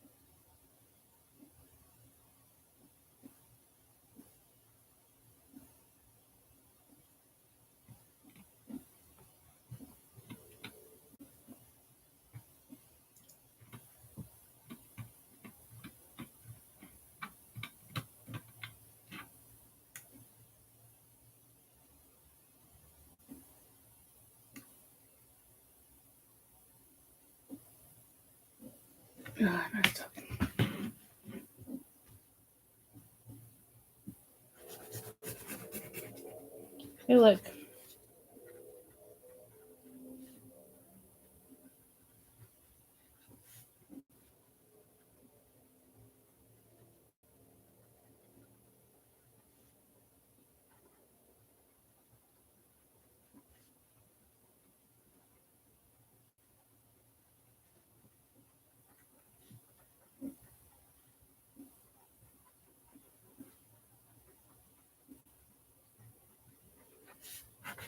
Okay, so SARSA is updated based on the reward generated by an action and the value of the next action. Whereas Q learning, if you heard me say, oh, I messed up, it's because I assumed they were the same thing.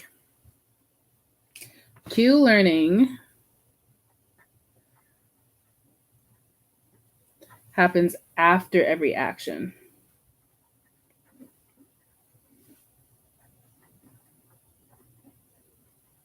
I only got like 4 hours of sleep. I need a nap.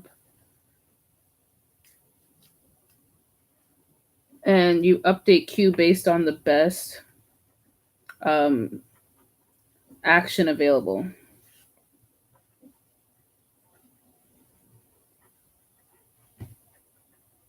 Not the one you took.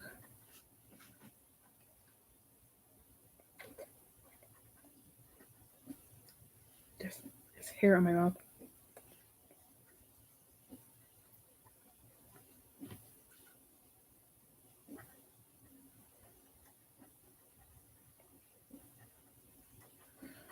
Okay.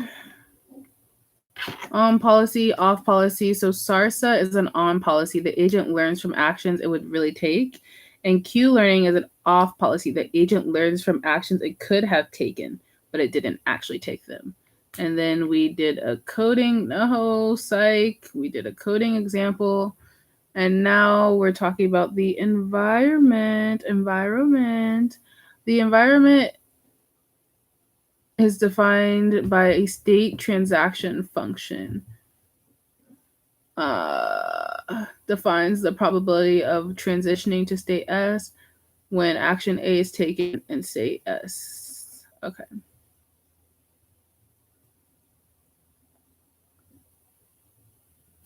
Okay, model-based or model-free. Model-free works best with the environment. Model-free just copies exactly what you did last time, even if you're placed in a different environment, whereas model-based takes the key principles and applies them.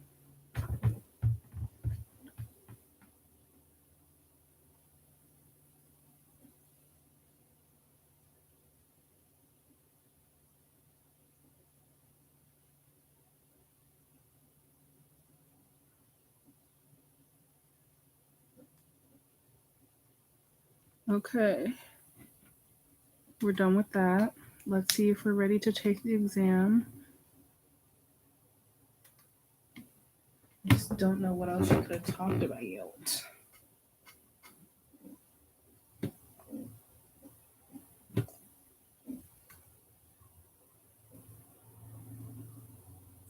Tolman versus Hall. Okay. Model base is associated with latent learning. Takes longer to do model base.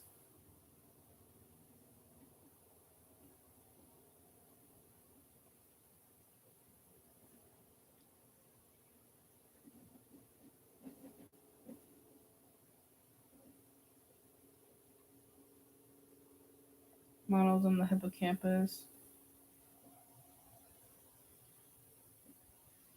Okay, this is more about latent learning, but I'm not going to do that because I'm tired.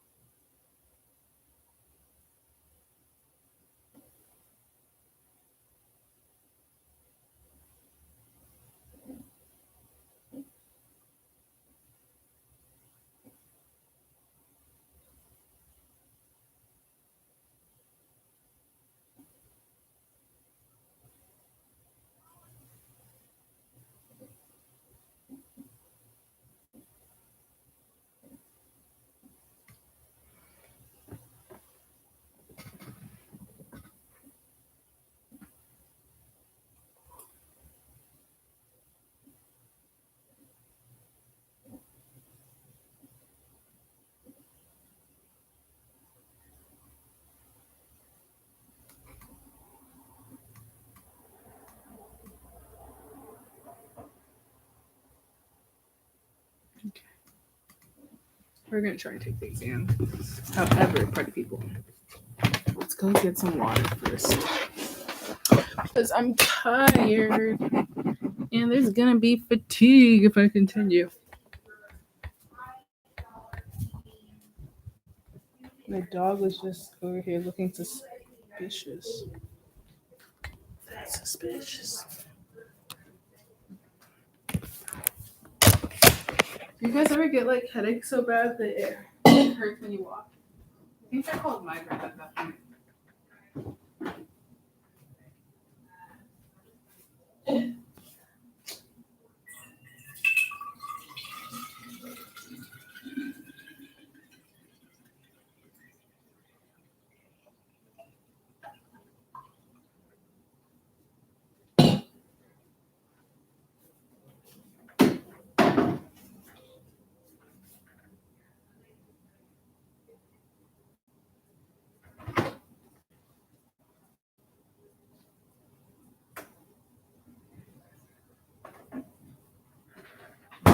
Gotta put some brain food in the body. Well, some food. Don't know about brain food. Chance.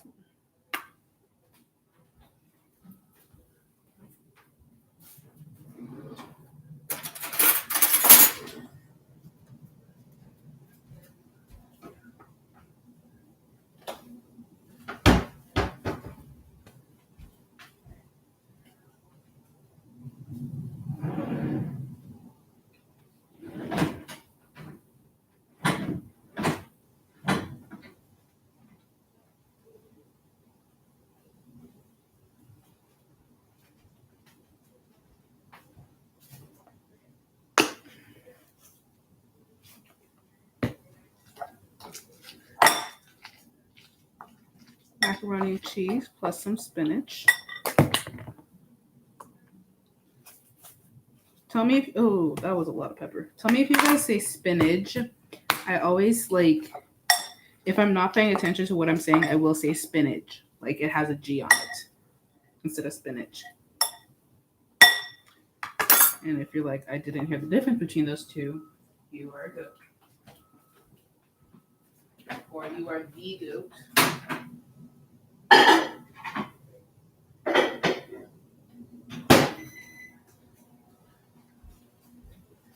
And now, humans, we wait.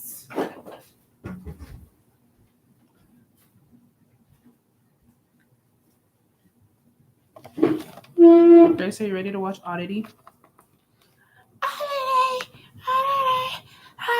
Oddity. I'll wait for you to bye.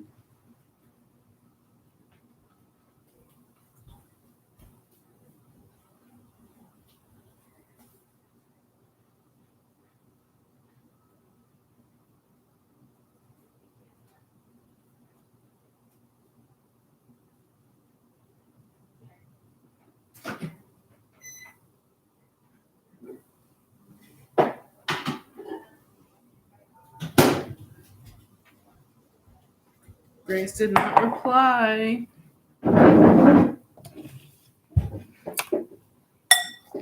Mukbang. Mukbang.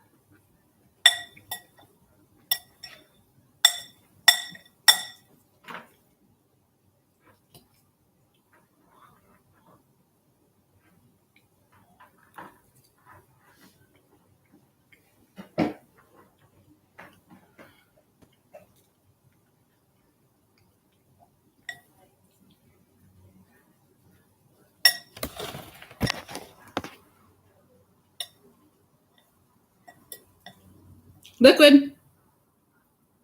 Liquid.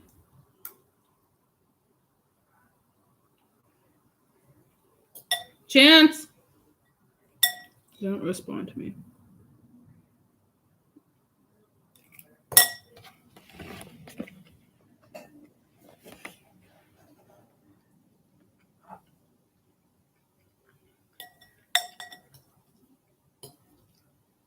My live stream just glitched. Not sure why.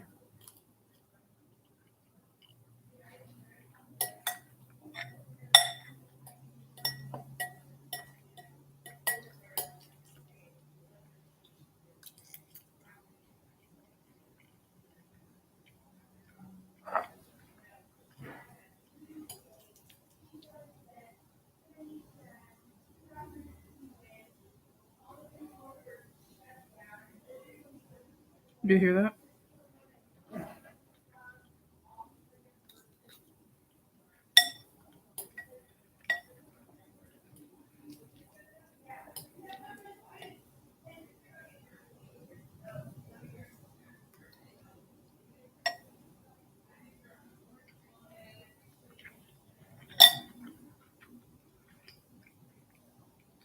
Not me chewing, people talking. Can you hear people talking?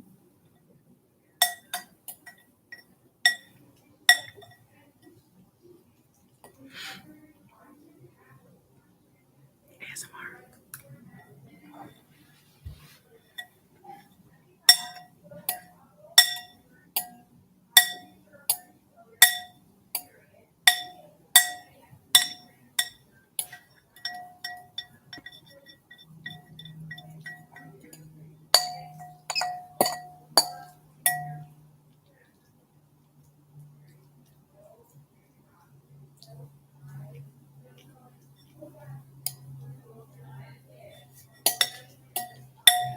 Sorry, wait.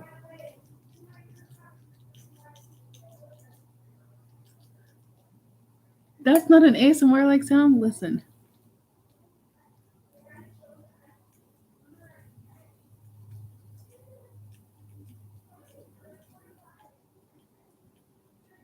That's called crushed macaroni and cheese.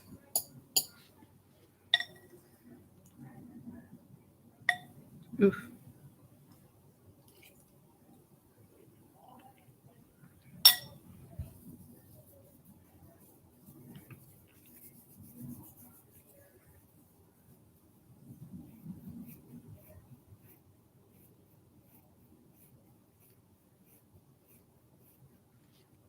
Everything might be too loud for you to hear it.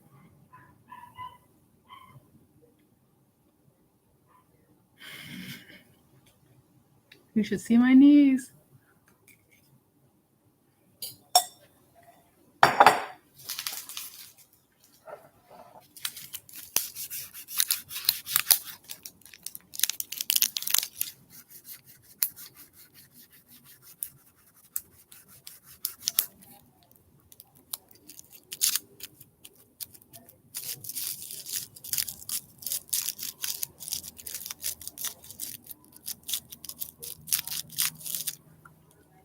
Tingles.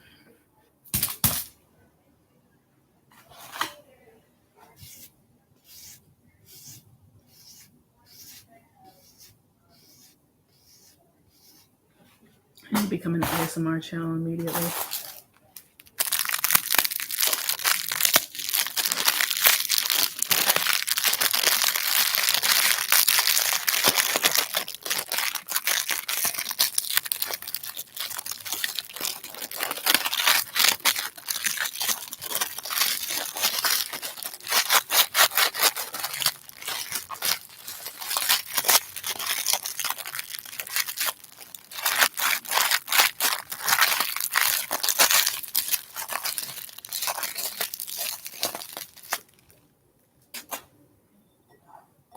I hope you enjoyed.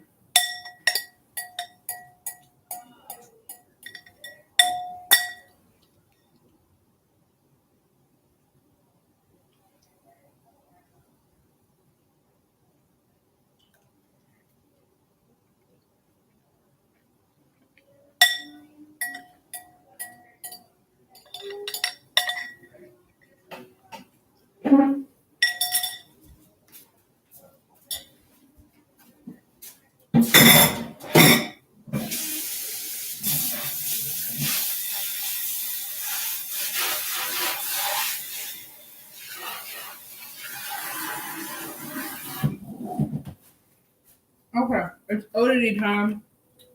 I'm sorry I say it that way. I know it's supposed to be oddity, but when the band is like singing, they're like, oddity, oddity. Because, you know, it breaks up better that way than oddity, oddity.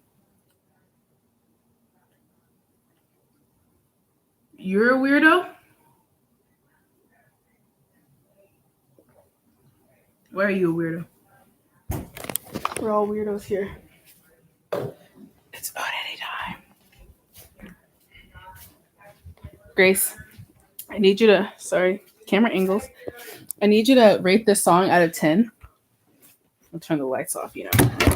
Really have it thrashing around in our heads. Yeah, man, rock out. Hope you really enjoyed that. Oh my gosh, there I am. Hi. Hello. love how it's the first thing that comes up when I go to YouTube because I listen to it so much. Oh, that's not what I meant at all. Okay. My dog's gonna come back and be like, "What's wrong with you?"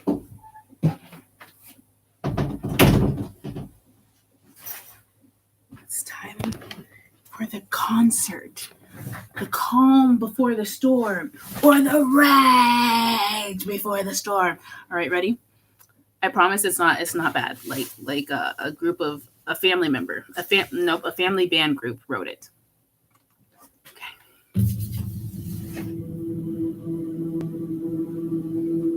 Let me turn it up a little. Almost, it's good.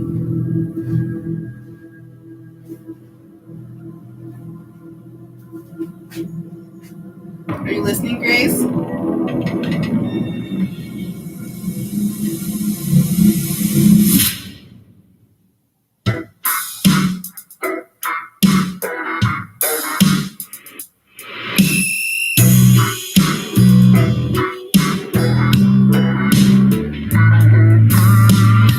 Come on in to the freak show. We got everything to turn your blood cold. Where the basket cases in abandoned places, the lost and forgotten. Now we're filled with hatred. Everyone's scared of what they don't understand. Can knock us away when our pawns to plan. You never could, never will control us. La da di da.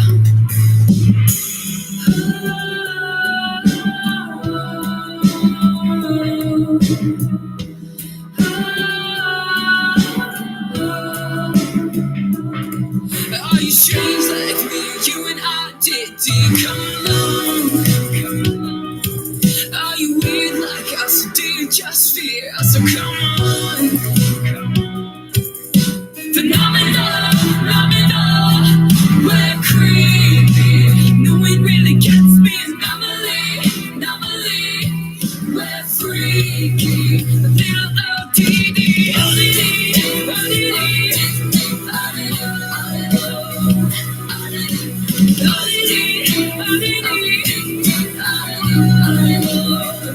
ODD, rejected, the infected, they call us a disease. So society underestimates you and me. One by one we take a stand, manipulate the system and scar our hands. Twisting fate, a revolution, sing la da di da.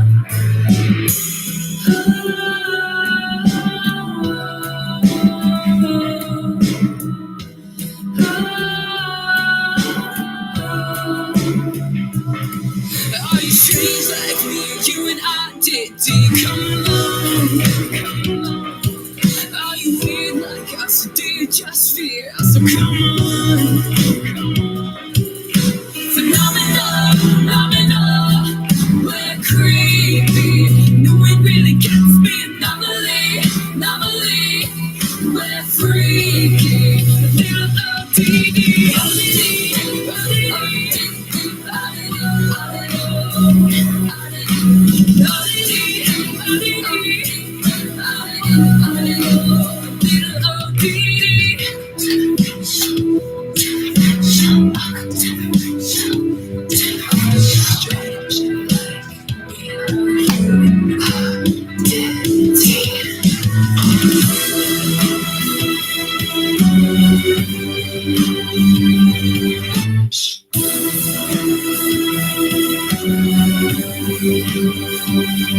Are you strange like me? You and I did come along.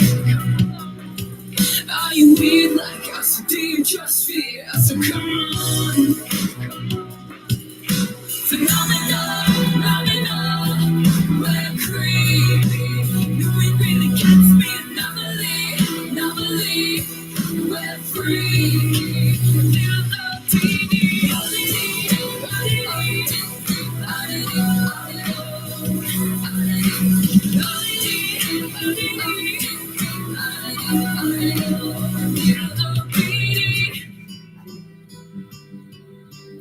That'll be the end of this live stream.